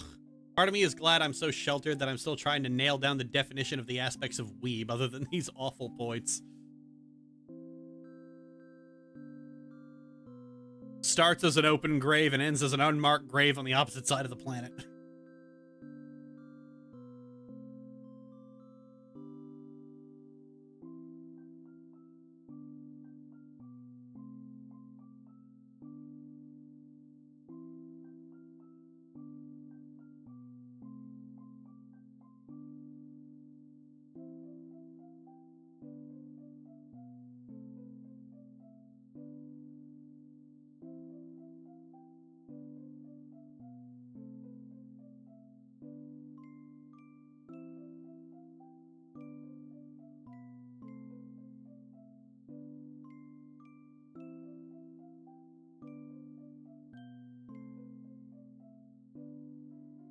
Yeah, trust me, the worst mods for Baldur's Gate is like, they don't really have redeeming quality. It is like dropping vinegar into your eyes.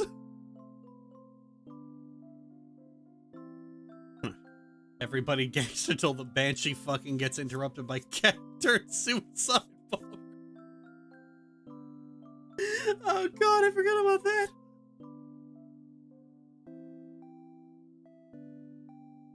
Oh my god. What the fuck? So this is why when you said the stream wouldn't just be the happy lesbian stream.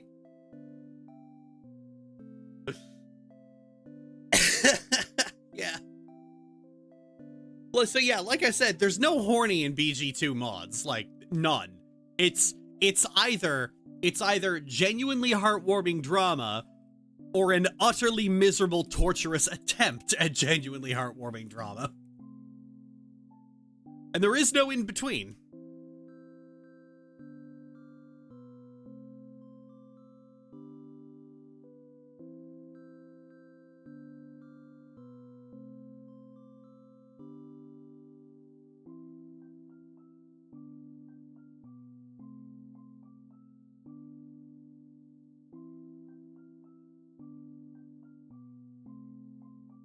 Okay.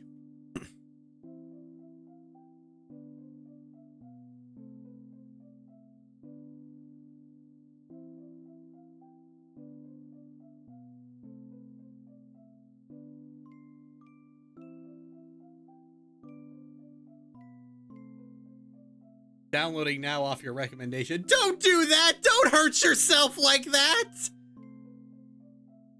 Why would you? I show you a look behind the veil at the horrors to warn you. Oh, BG2, okay. I thought you were actually gonna try Sarah. Not the mods. Mind drifts off into thoughts of Hamtaro.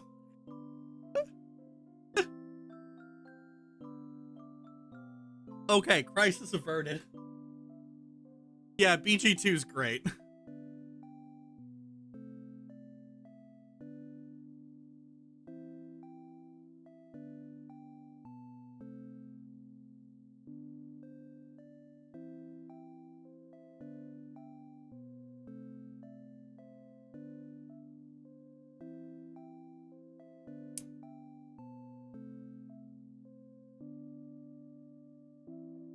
Funnily enough, I had someone ask me on Tumblr, like, hey, so between like the base game, the enhanced edition, and the mods, what actually is the romance that's available based on like gender and whatnot?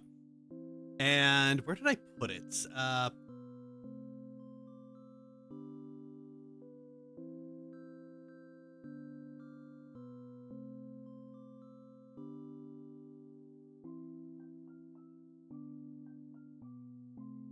Here we go. I ended up making this graphic for them. No.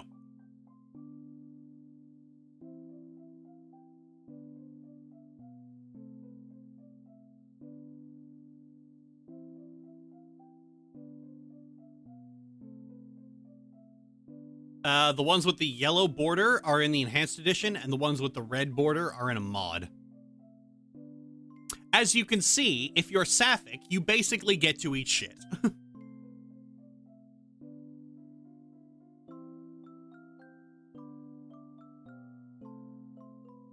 I didn't include mods that add, like, new characters, only ones that make existing characters romanceable.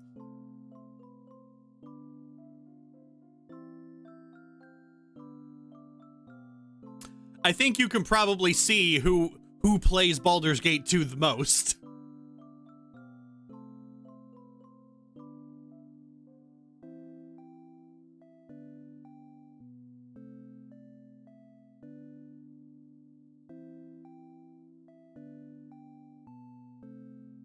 Two is a reasonable number.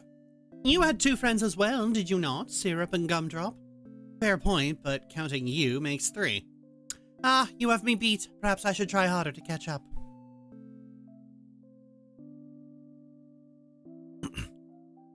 I think I preferred it, though, keeping a healthy distance from others.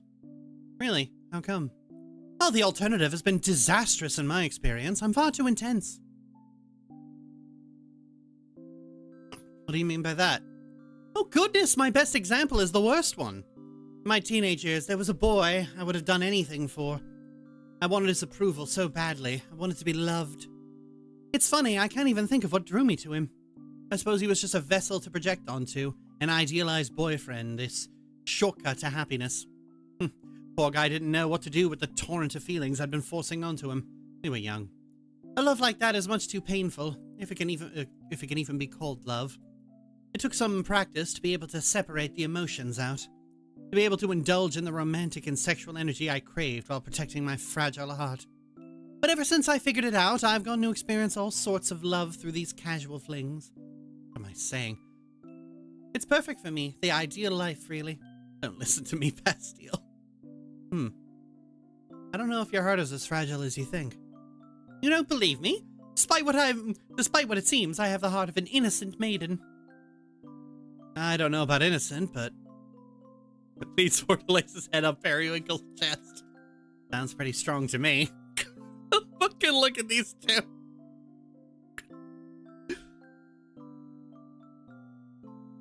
Watching you and ew. Get out of my chat.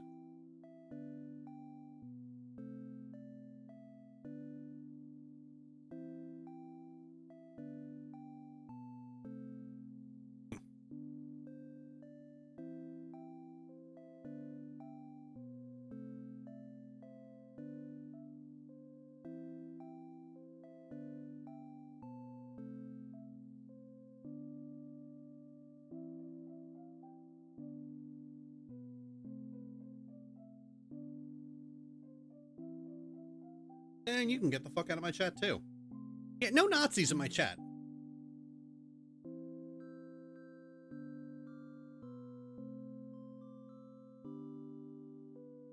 It's beating harder now. Because you suddenly embraced me! See, this is what I mean by fragile! Struggles out from under him and the pair sit facing each other on the bed. You know, at first I thought romantic stuff was just a formality for you, but you actually love it, huh? Are you only realizing that now? Guess not.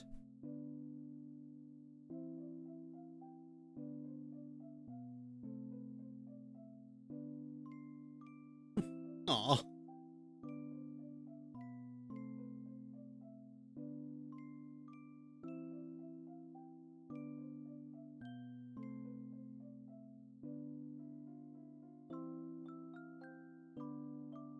Isn't nearly enough to satisfy me. Just please. Oh, I can't.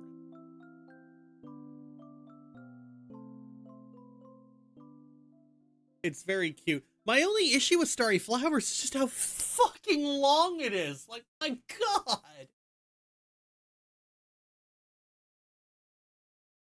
Like a lot of this is just a lot of this game is just Periwinkle waffling back and forth over and over again.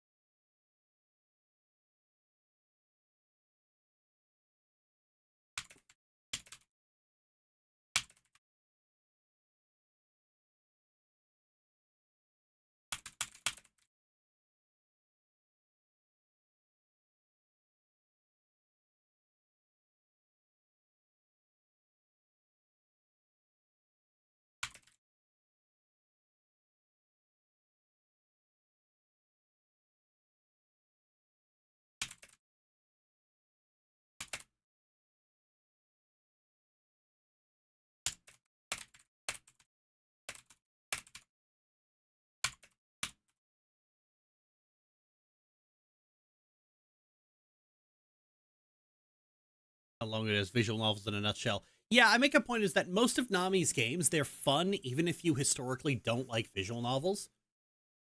But if you don't like visual novels, Starry Flowers is everything you don't like about visual novels. Does the waffling make sense? Like, does the waffling make sense for Perry? To an extent, sure, but that doesn't make it any more fun to keep reading. Yep.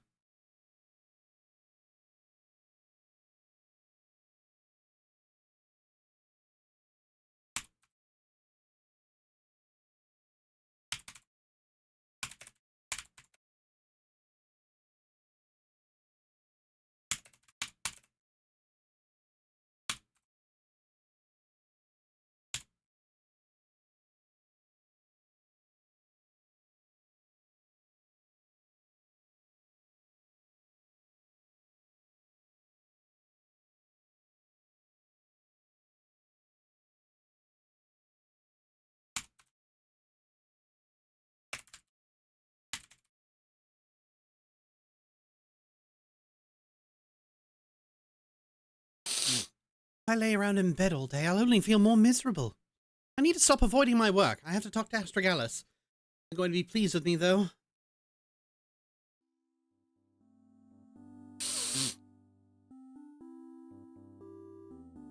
Hey, we're not open yet. Huh? Periwinkle? Good morning, Astragalus.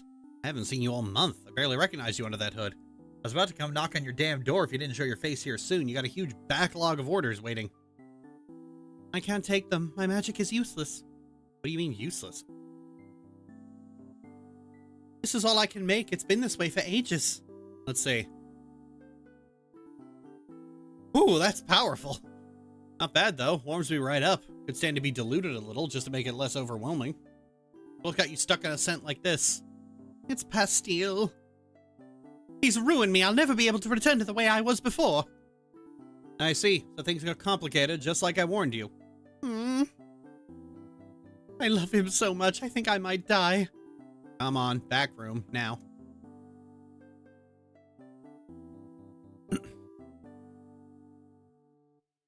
Don't touch anything.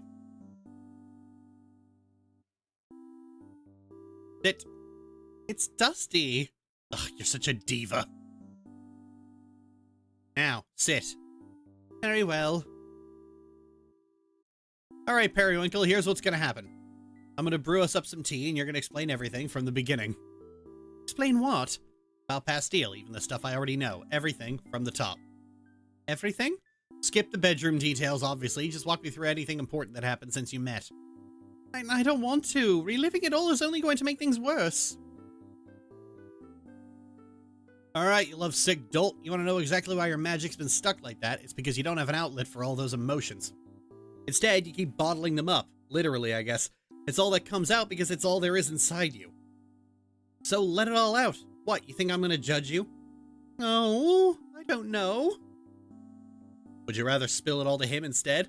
I can't! It's too much! Then tell it to me, a neutral third party. Actually, I can't say that I'm neutral. I need to find a new supplier if you couldn't fill my orders anymore.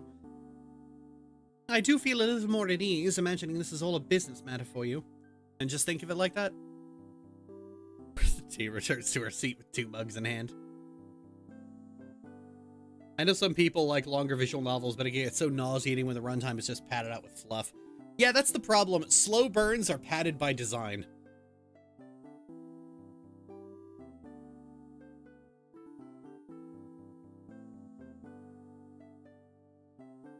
Some people just react so badly when you say that a story... Oh, hey, Lolo. Some people just react so badly when you say that a story is too long or too verbose. Like, they just immediately lash out. But, like, the density of a story is important. And, that, like, I like Starry Flowers, but it is very long and not very dense. When people write slow burns, they start from the premise of, I want to write a slow burn. And then they just write any other love story, but then they stretch out the denial phase. I'm actually going to that. Where is it?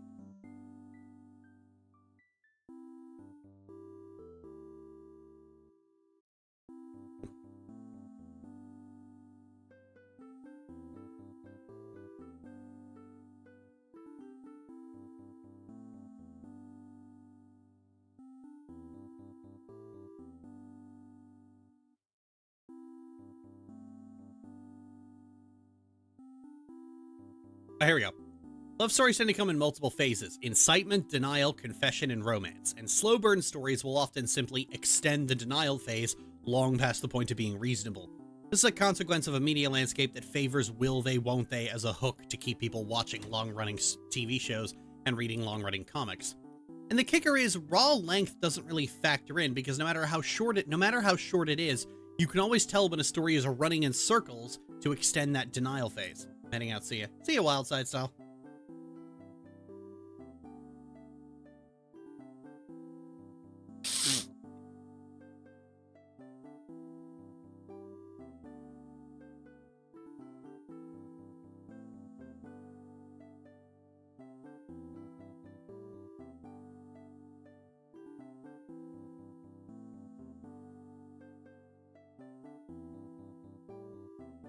Everyone's got different tastes for this, Some people live for that shit, but personally, edging has never been a kink of mine. I live for the quickie. I beat my wife off so fast our sex tape has any % in the title. If you were writing a slow burn, what aspect would you alter? I wouldn't. I wouldn't write a slow burn. I can't fucking stand that shit.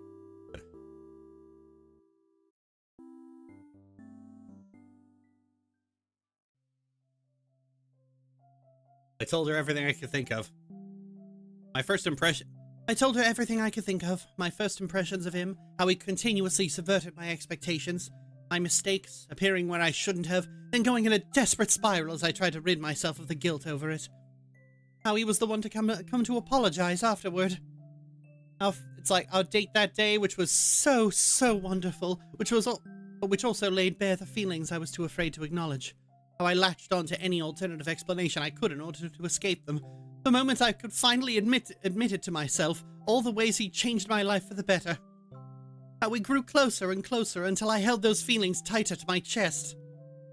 I told her how he had finally worked up the courage to introduce me to his friends, how his hand trembled in mine as we walked out the door together. This point of contention, a far-off goal I decided would have to be met before advancing. Everything up to the state I am in now, useless, paralyzed, and sobbing. Astragalus listened patiently through all of it. She asked questions from time to time, clarification on the time frame, certain details. Not getting his voice right. Her reaffirming comments offered such comfort, such relief to this pain I kept confined to my own heart, until finally I had nothing left to say. So, how are you feeling? There's a certain clarity in laying it all out at once. But I still don't know what I can do to push things forward. Could I even handle the rejection? He won't reject you. What makes you so certain? That boy is madly in love with you. Why else would he devote all that time and energy to making you happy?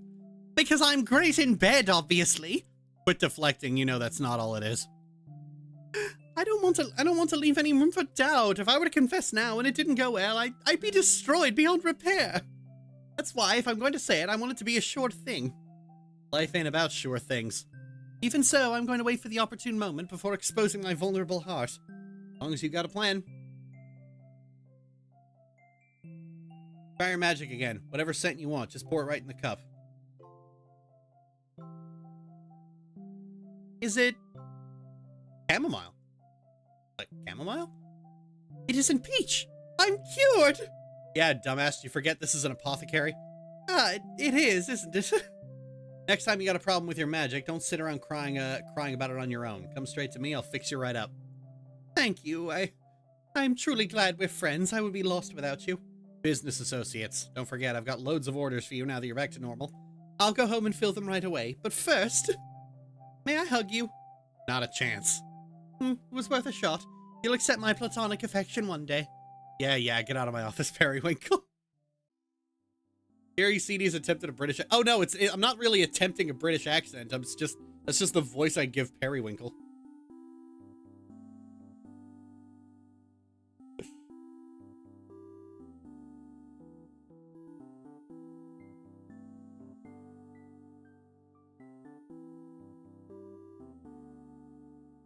One more thing before I go. What's up? I've been curious to ask, the last time I was here, you told me that magic can't be interpreted as a judge of one's character. Oh, right. When I changed my mind about Pastille. Yes, precisely. It's rather impressive you could see through his true nature, despite having only just met. Sure, but he's pretty easy to read. Don't be too impressed. Well? Well, what? What does my magic say about me? I'm dying to know. Your magic was always lively and carefree. Compassionate, too, like Pastille's. How can you possibly read something like carefree from perfume? Hey, I'm just telling you the vibes I've gotten over the years. Your aromas prioritize pleasure, but there was definitely a hint of loneliness in them, too. Alright, now I know you're making things up. I've always had someone to keep me company. Just because you've always got someone around doesn't mean you can't be lonely. And I suppose someone like you would know a thing or two about loneliness. I'm not lonely at all. In fact, I prefer to be alone. You, on the other hand, can't stand it even for a second. That's why you'd always run off chasing someone to fill the void. Well, that certainly isn't true. I can't wait for Astragalus and Sarah to properly meet. They meet in the sequel. The peach stuff you gave me earlier was pure loneliness. It was crying out like, please, Pastille, never leave me. This isn't fun anymore. Forget I asked. Sorry, couldn't resist. I suppose you're right, though. I haven't been able to tell him that in words. I can't keep holding back. He has to know, no matter the outcome. Good luck, okay? I'm sure it'll turn out just fine. Yes, it likely will. Thank you again. I'm truly grateful for all that you've done for me.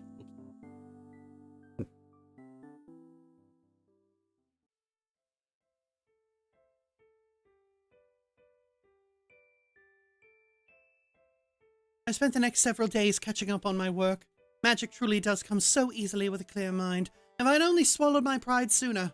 I completed batch after batch almost effortlessly, going down the long checklist Astragalus had given me. I haven't even felt tired by the end of it, as if all this energy had been stored up inside me all along. It was a relief to return to somewhat normalcy. Thinking of Pastille no longer caused my heart to ache, at least not enough to put me in a state of total despondence. Hug attempt rejected, lol. Yeah. Instead, those thoughts served as motivation. The way forward was clear. I would tell him how I felt, and surely things will turn out just fine. Get dressed. I want to take you somewhere. Oh, and where exactly am I being whisked away to?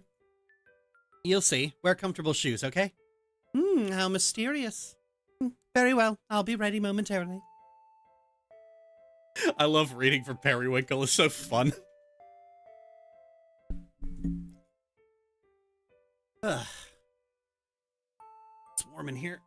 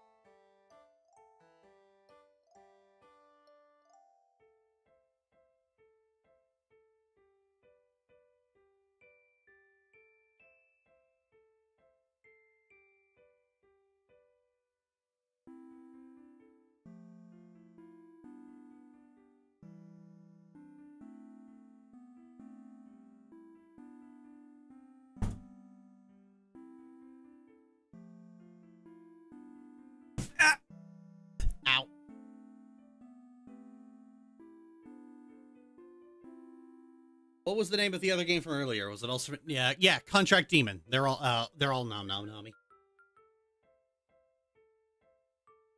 The dramatic confession scene is upon us. I have to look my best. For good luck, of course. And for confidence. You okay, CD? Yeah, I'm alright. I'm gonna go put some stuff back in the fridge and spilled one of them. Gotta go and clean that up. I can't leave dairy on the floor.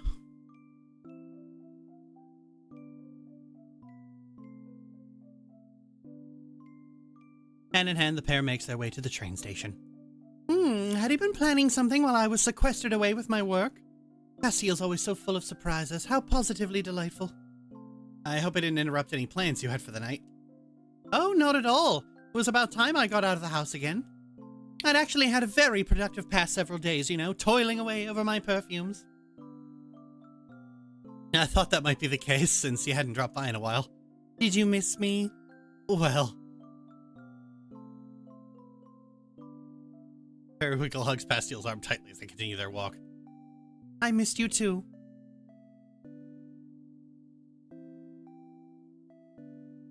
When Pastile and I stepped off the train, we're greeted by grassy fields and a sky full of luminous stars. Just where has he taken me? A trail of lanterns lights the lone path forward. Pastile takes the lead. It's a bit of a walk from here, but I promise it'll be worth it. A long walk? Couldn't we take a ride on your broom together? Nah, it'd defeat the purpose. It'll feel more rewarding getting there on foot. Fair enough. Tragic, though, that you'd willingly pass on an opportunity for me to cling to you. We can fly on the way back if you want.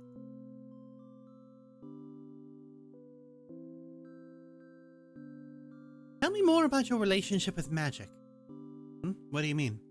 Well, it was the same when we cleaned my house together. You insisted on doing things manually. Not that I minded at all. Seeing you lift so many heavy things was a treat in itself. Well, ever since I was young, it was clear that I was, ridiculously talented, as they'd put it. My moms wanted me to be a traditional witch. They'd enrolled me in one of the top schools so I could learn from the best. It was an all-girls school, though. I guess I was young enough that no one realized I was a boy. I really didn't belong there on any level, but I kept at it as long as I could, just enough to keep my parents happy until I could go out and live on my own. I still don't understand exactly why, but I always felt uncomfortable using my magic. Felt like cheating, like this kind of power shouldn't come so easily. So I thought so too. I guess that's why I latched onto her when we met. She used to really hate magic, which worked out perfectly for me. It was a good excuse to pretend to be a regular human just like her. So that's what I did for the past 7 years. 7 years? That's quite a long time. Yeah, but there was a lot to distract me back then. Took a while to get Atelier Suites up and running. And Sai did eventually find out. I thought she'd disown me when she did. But instead, she told me I shouldn't have hit it, even though I doubt we would have become friends if I told her from the beginning. Quite impossible to please, You have no idea. But ever since she said that, I've been able to start embracing magic again, on my own terms. Beginning to grasp why he values her so highly. Oh, God. I love the friendship between Pastille and Syrup. It's so sweet. Sweet. Sorry that I just keep talking about myself. Oh, don't apologize. I'm the one who asked. Besides, I'm content to listen. Say as much as you like. Thanks. I love him. I have to find the right moment to tell him that. Should it be now, during this romantic walk? He still has yet to reveal our destination. What do you have in store for me, Pastille? I think I might be too used to how Sai is. She's usually so preoccupied with her own stuff. So it's nice having someone who actually wants to listen to me. That makes her sound like such a horrible friend. She's really not. You certainly haven't made a convincing case for her. I know, that wasn't the point I was trying to make. Oh? I really... Yes? Let me start over. Going back to what we were talking about before with my magic and everything. I think I have trouble accepting myself for what I am. I tend to hide things even when I don't need to. Being with you feels like it's better not to hide, like I'm allowed to just be. Or more like celebrated for being? I don't know, that feels weird to say. You can stop me if I'm being too much. It's like, it's because I love you, why can't I just say that? Oh, we're here. We are? Can't get over how cute everyone is in these games. Yeah, it's very cozy.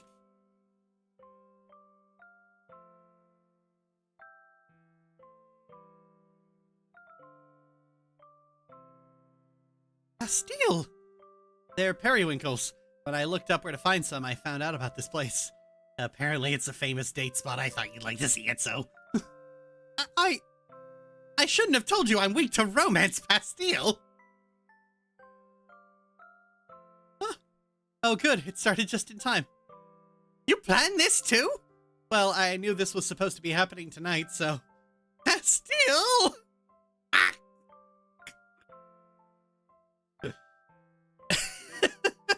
Oh, so fucking cute. This is perfect. I don't know what else to say. I'm speechless. I guess I went a little overboard. A little? This is the most romantic thing anyone's ever done for me! Well, there's actually one more thing I wanted to say. Where do I start? You know how Psy and Gumdrop are really important to me?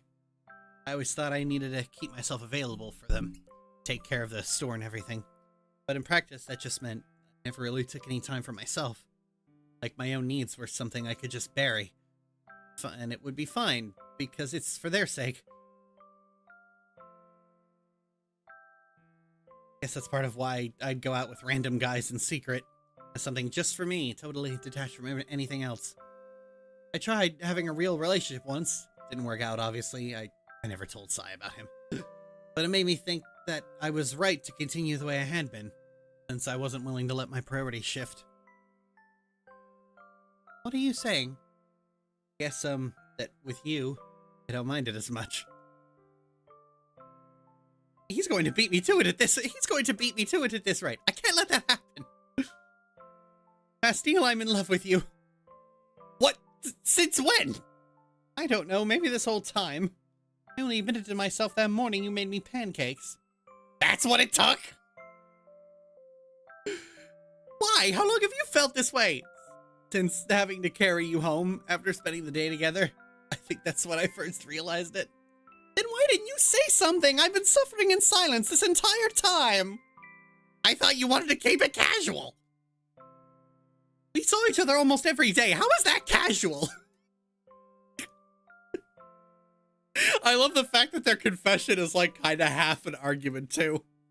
But you never acted any differently. I was busy sorting through my own feelings anyway. So was I. But that's no excuse for how long you kept me waiting. I won't forgive you. What? Why are you smiling like that? Cute, seeing you all worked up like this. You could have saved me a lot of heartache, you know. Where are you going? Come back. No, I'm too upset. Perry! I was convinced I'd curse myself with some kind of love potion. My fake aphrodisiac turned real. What in the world? Because we didn't fuck that day. Fucking was supposed to be the entire point of it. Perry! Everything spiraled out of control since then. I couldn't stop thinking about you. You broke my magic. For weeks and weeks, all I could conjure was that stupid peach blossom scent. Really? Yes, until just the other day, which I spent crying in the dusty back room of the apothecary telling Aspergillus about it. After all that, everything I spent so long preparing my heart for, you have the nerve to try and confess first? I'm sorry. Don't apologize, I already said I won't forgive you.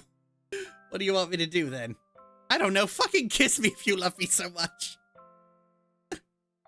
Oh god, these two are absolute basket cases.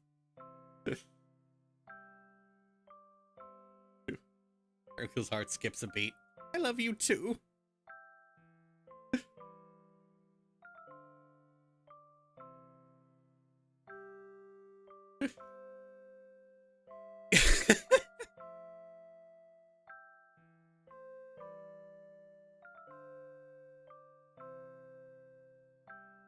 Take me home.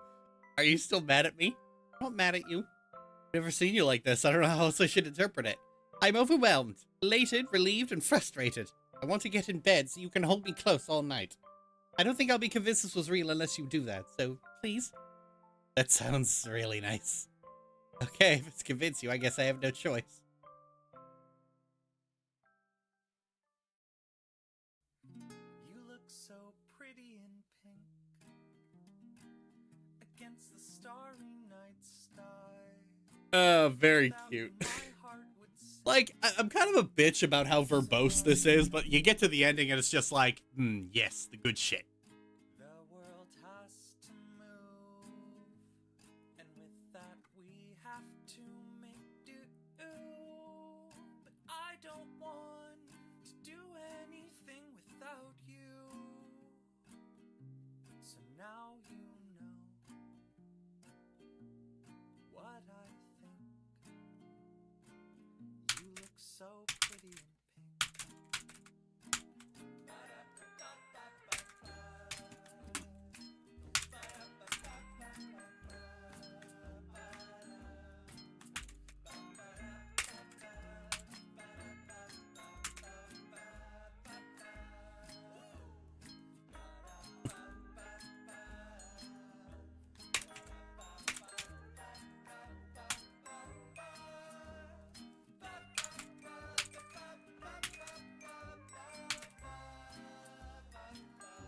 So now you know,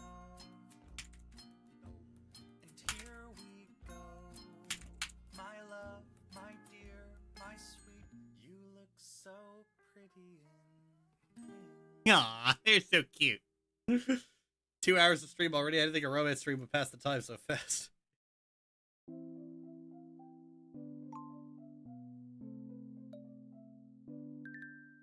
Oh yeah, there's all kind of extras too.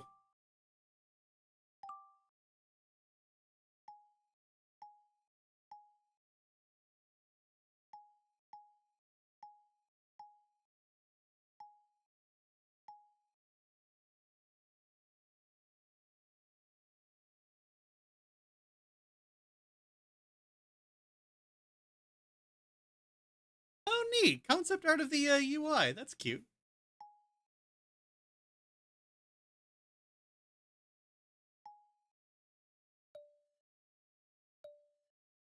Oh, yeah, and there's extra scenes.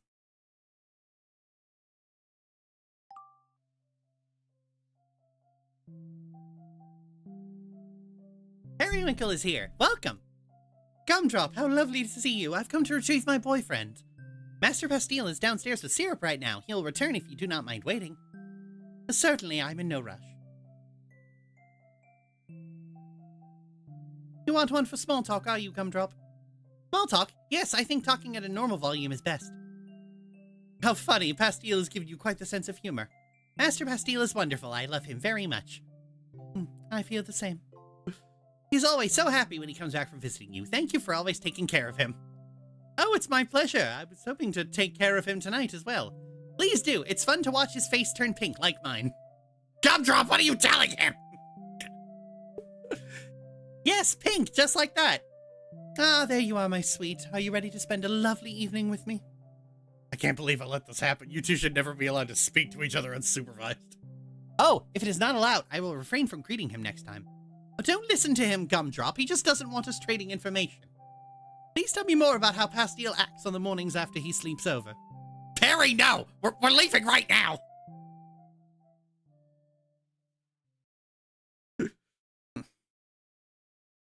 Doing a read of a visual novel doesn't work if you're not ready to embarrass yourself.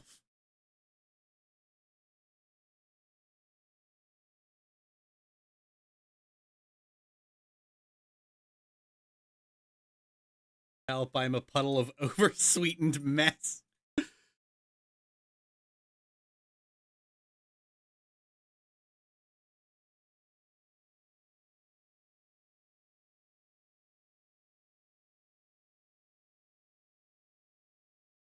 Characters at all, but you are supposed to play these games in release order, and my appreciation for it is vastly improved with how Periwinkle slots into the larger group. Both Periwinkle and Pastille start out with secondary roles in other people's games, but then their nascent personalities get built on here. That being said, Starry Flowers remains the most difficult to recommend on its own. Drowning may be technically a weaker story, but it's also short. If you played Syrup and Spooky Soiree and enjoyed Pastille and Periwinkle, then you'll adore this because it's more of them and gets very extensively into the weeds about them. That doesn't mean I think it's bad. Verbosity aside, I actually quite like it. There are a lot of really good games out there that are difficult to recommend because you need to fit a certain criteria to really appreciate it. It's just that if you don't like visual novels, Nami's games are usually still extremely good. But if you don't like visual novels, Starry Flowers is everything you don't like about visual novels.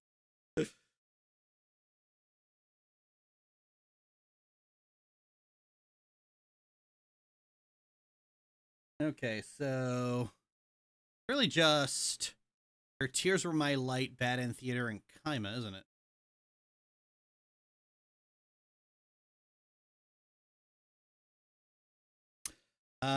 I am just going to, yeah, at some point I'm just gonna repeat what I said about Kaima. I'm not really all that interested in revisiting Kaima, so I'm just gonna repeat what I said and re-record it and re-edit it so that it's like consistent audio.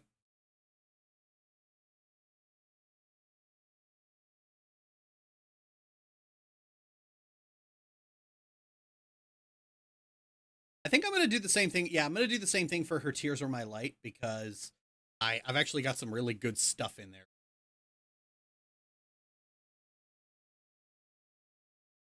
I'm eager to redo the bit of like, forget this, I want to be somewhere, go be something, go somewhere, do something.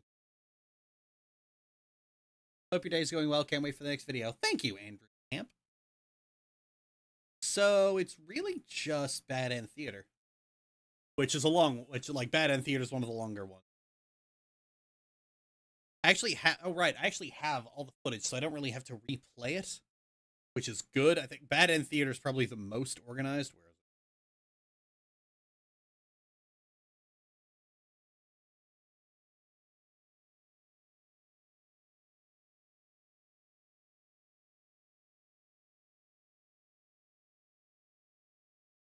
one of the best in the original video. Yeah, long time ago. Never.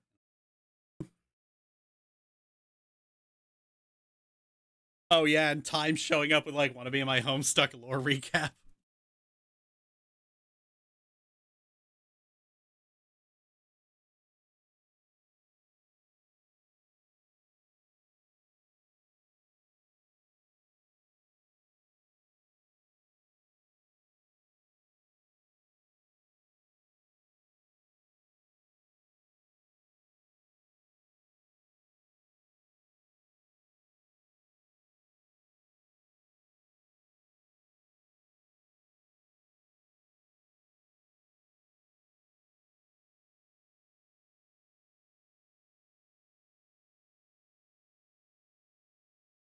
Oh yeah, here it is.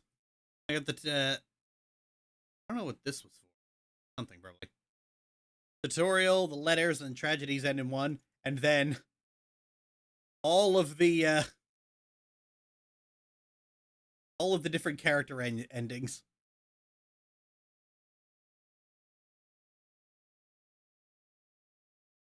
All organized in one convenient place. Do, do, do, do, do, do.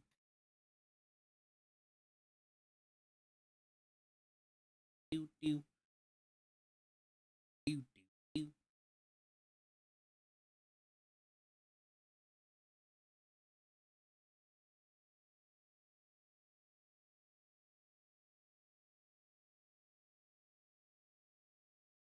You know what I think is funny?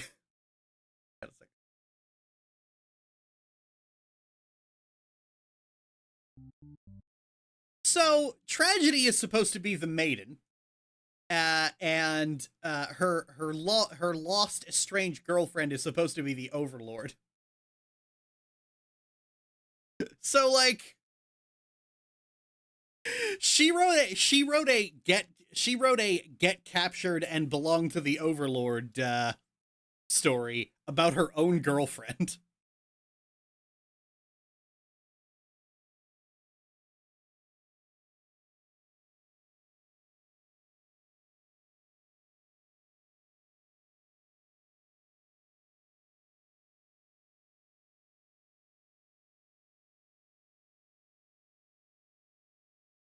I just think that's funny.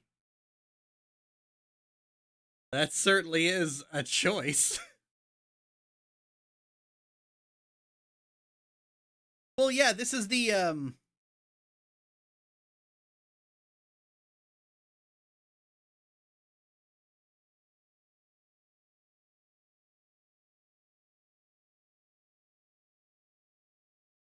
yeah, this is the possessive ending.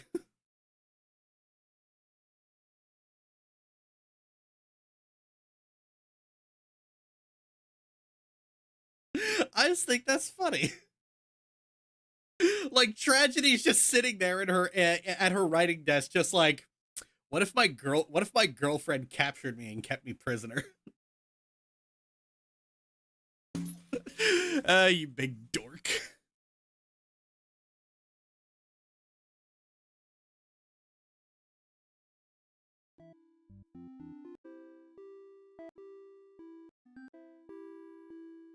Yeah, see, her girlfriend looks like the Overlord.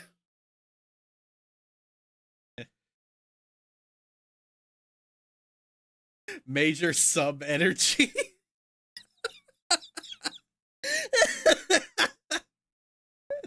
Oh my god. I mean, some people are into that, I'm sure. Hi, I'm some people.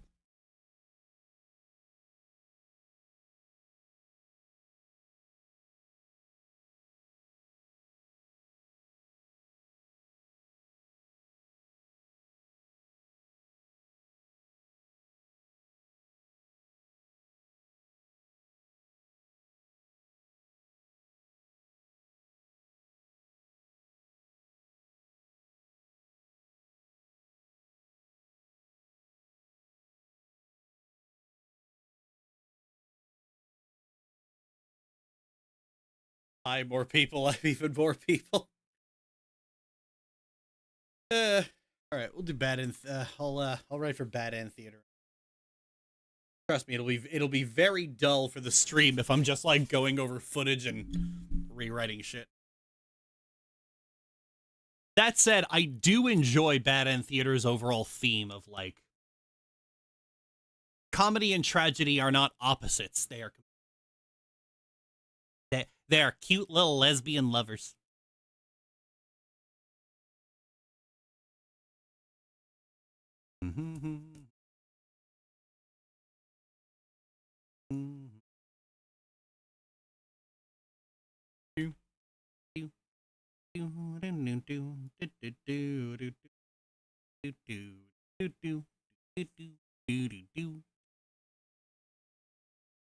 Okay, other scripts here.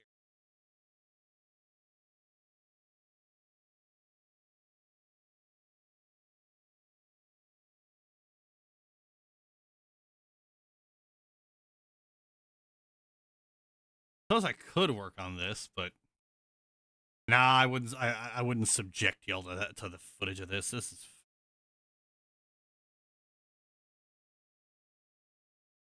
I'm honestly not sure if I even want to keep working on this. It's just, ugh. Not the Nami video. It's the other visual novel everyone wants me to cover again.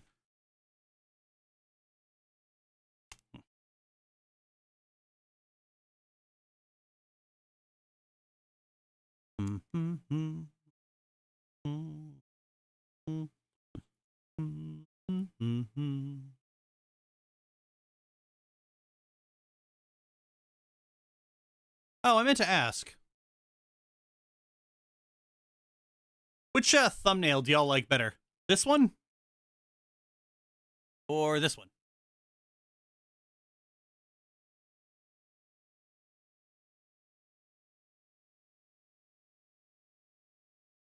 The second one? Okay.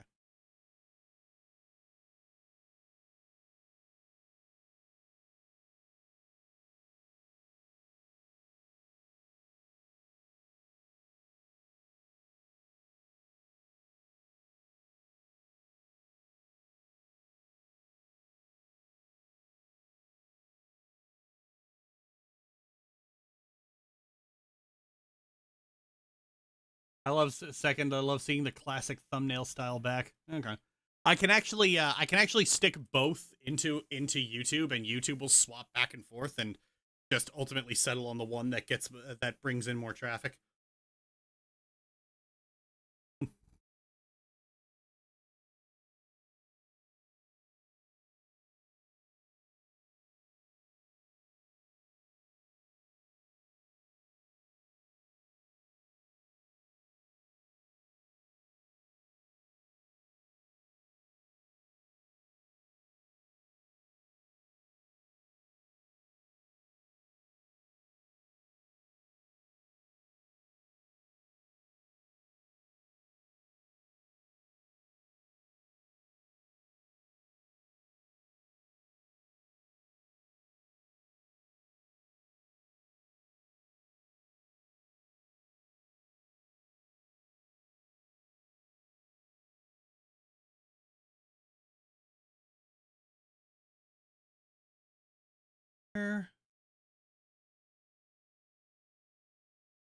Oh yeah, this is going to be the next Patreon exclusive video. You can do that? Yeah, you can do that. You would be surprised what YouTube Studio lets you do. Some people give me shit for like still responding to comments on like old videos, and it's like, I don't think you really don't understand how YouTube comments UI works for creators, do you?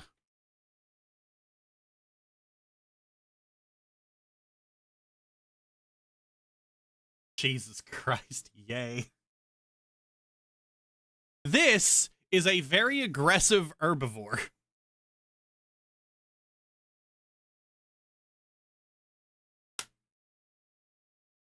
It kills not for food, but for pure sick enjoyment.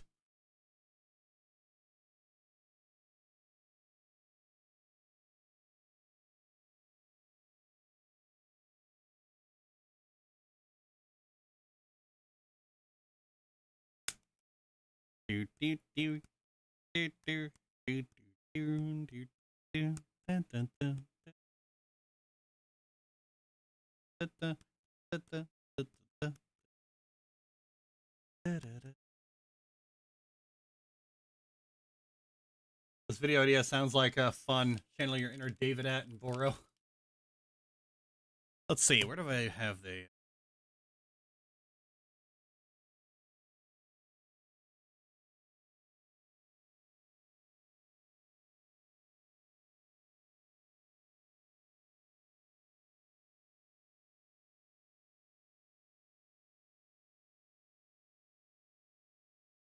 Where did I put that script?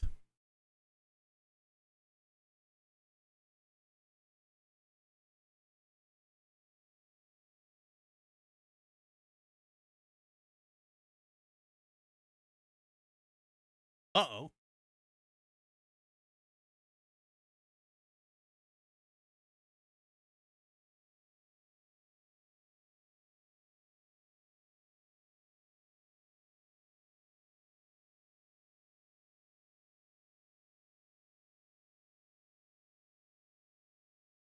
Entirely?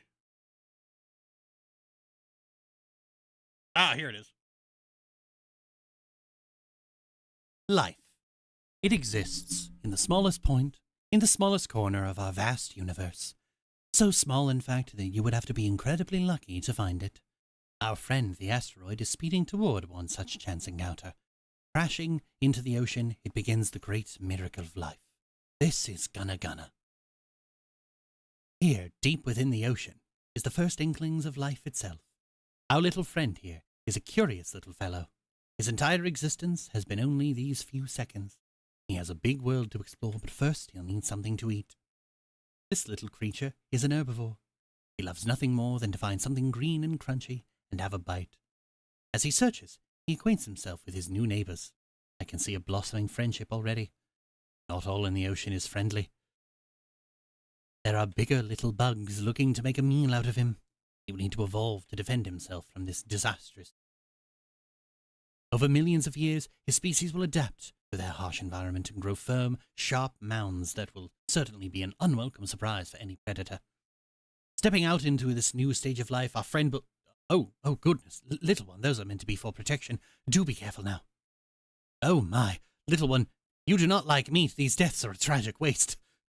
As a friend finds himself wedged between predators, a lesson has been learned about the violent animal kingdom. There's always something bigger. Oh dear. Defying all reason and sense, our little friend has thrown himself into the jaws of death, hungry for blood. Large, small, few stand against its rising bloodlust. The laws of nature have started to break down, as this creature kills not for food, but for its own amusement. As millions of years pass, he evolves to become sleeker. His species adapts not to survive his environment, but to more efficiently kill. Such a waste. This planet is only a few million years old, and yet has already had an extinction event. So many budding new species that shall never see their potential as they are ruthlessly hunted by this deranged killer. Where did you go wrong, little friend? As eons pass, life soon finds itself on land. Our little friend is right along with it. Perhaps this new way of living will guide him toward a more peaceful way of life, a social creature that shall evolve to be friendly and delight in new friends. Footage of killing. Sadly, it was not meant to be. Time has not sated his bloodlust, and he hunts every creature he sees with reckless abandon. I didn't get too far into the creature stage before I stopped recording. I have to get back to it soon. I know I said David Attenborough, but now hearing it, it's also giving Frank, and I quite think shocked I didn't think of it here. Hey, Frank? Amazing. I'm very excited. Yeah, you can see it's a very early draft.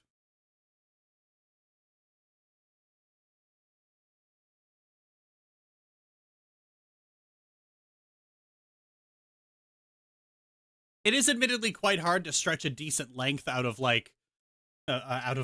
you do not eat meat. Why are you killing? Such senseless violence. So I was originally going to stop at the creature stage, but I might actually just go full on to the space age. Just narrate the whole game. That'll certainly make it tough. Getting to a point of like a vegetarian who nonetheless kills every other tribe.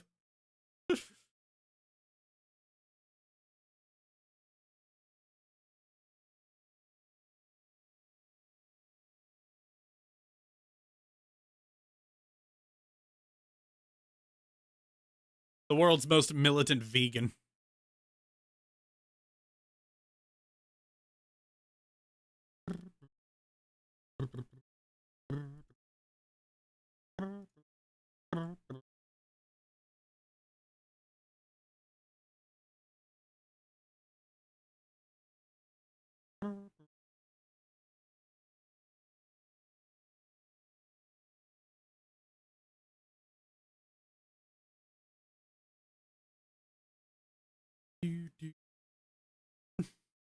Like if rhinos had enough intelligence to actively hate everything around them.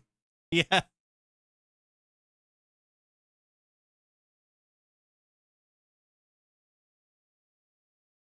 Sacrifice entire generations for no benefit whatsoever other than bragging rights. Hi, CD. Hi, Deadly Silence 929.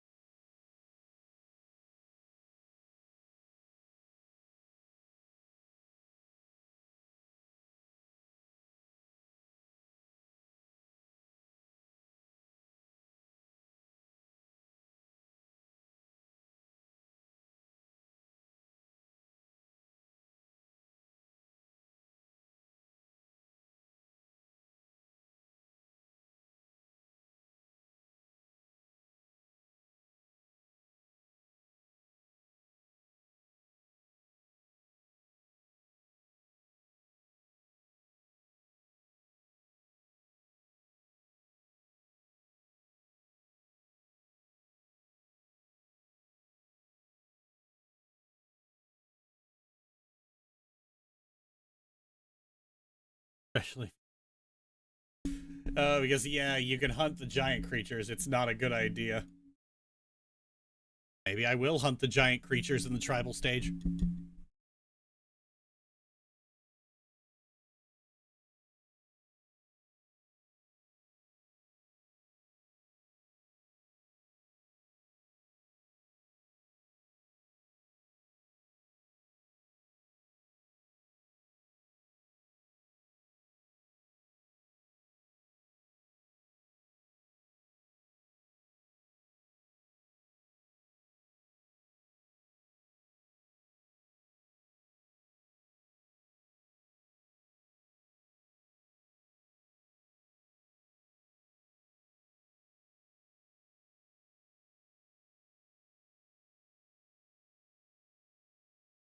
I love how your channel has not only has really insightful commentary, but also batshit insane chaos. The chaos is fun. It's been a wonderful day. There you go. See ya.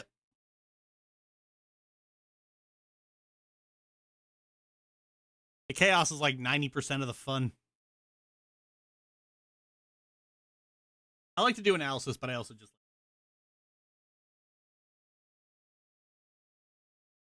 and I had like patrons like after I put up the like Utena in a nutshell video, I had like patrons asking, it's like, hey, so like, are you ever gonna do like a serious video on Utena? And I'm like, no.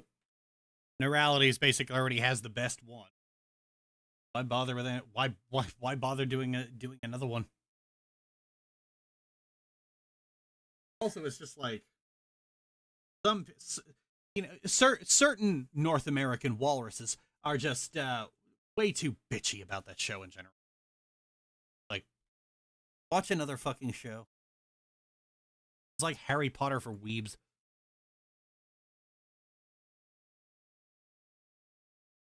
This creature may be a carnivore, but it utilizes a series of dances to communicate with other species. A large network of friends, anything is. CD's creature comes in, shakes it, and leaves. Oh, God. Goofball.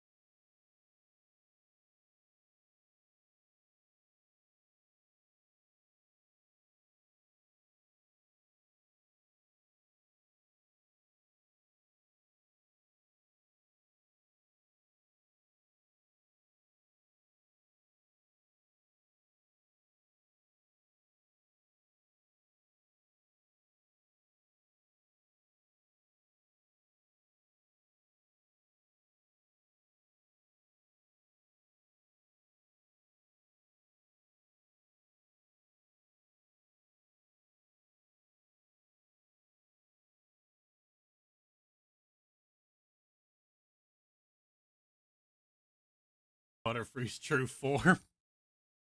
Oh, yeah, I guess it is a little murder bug, isn't it?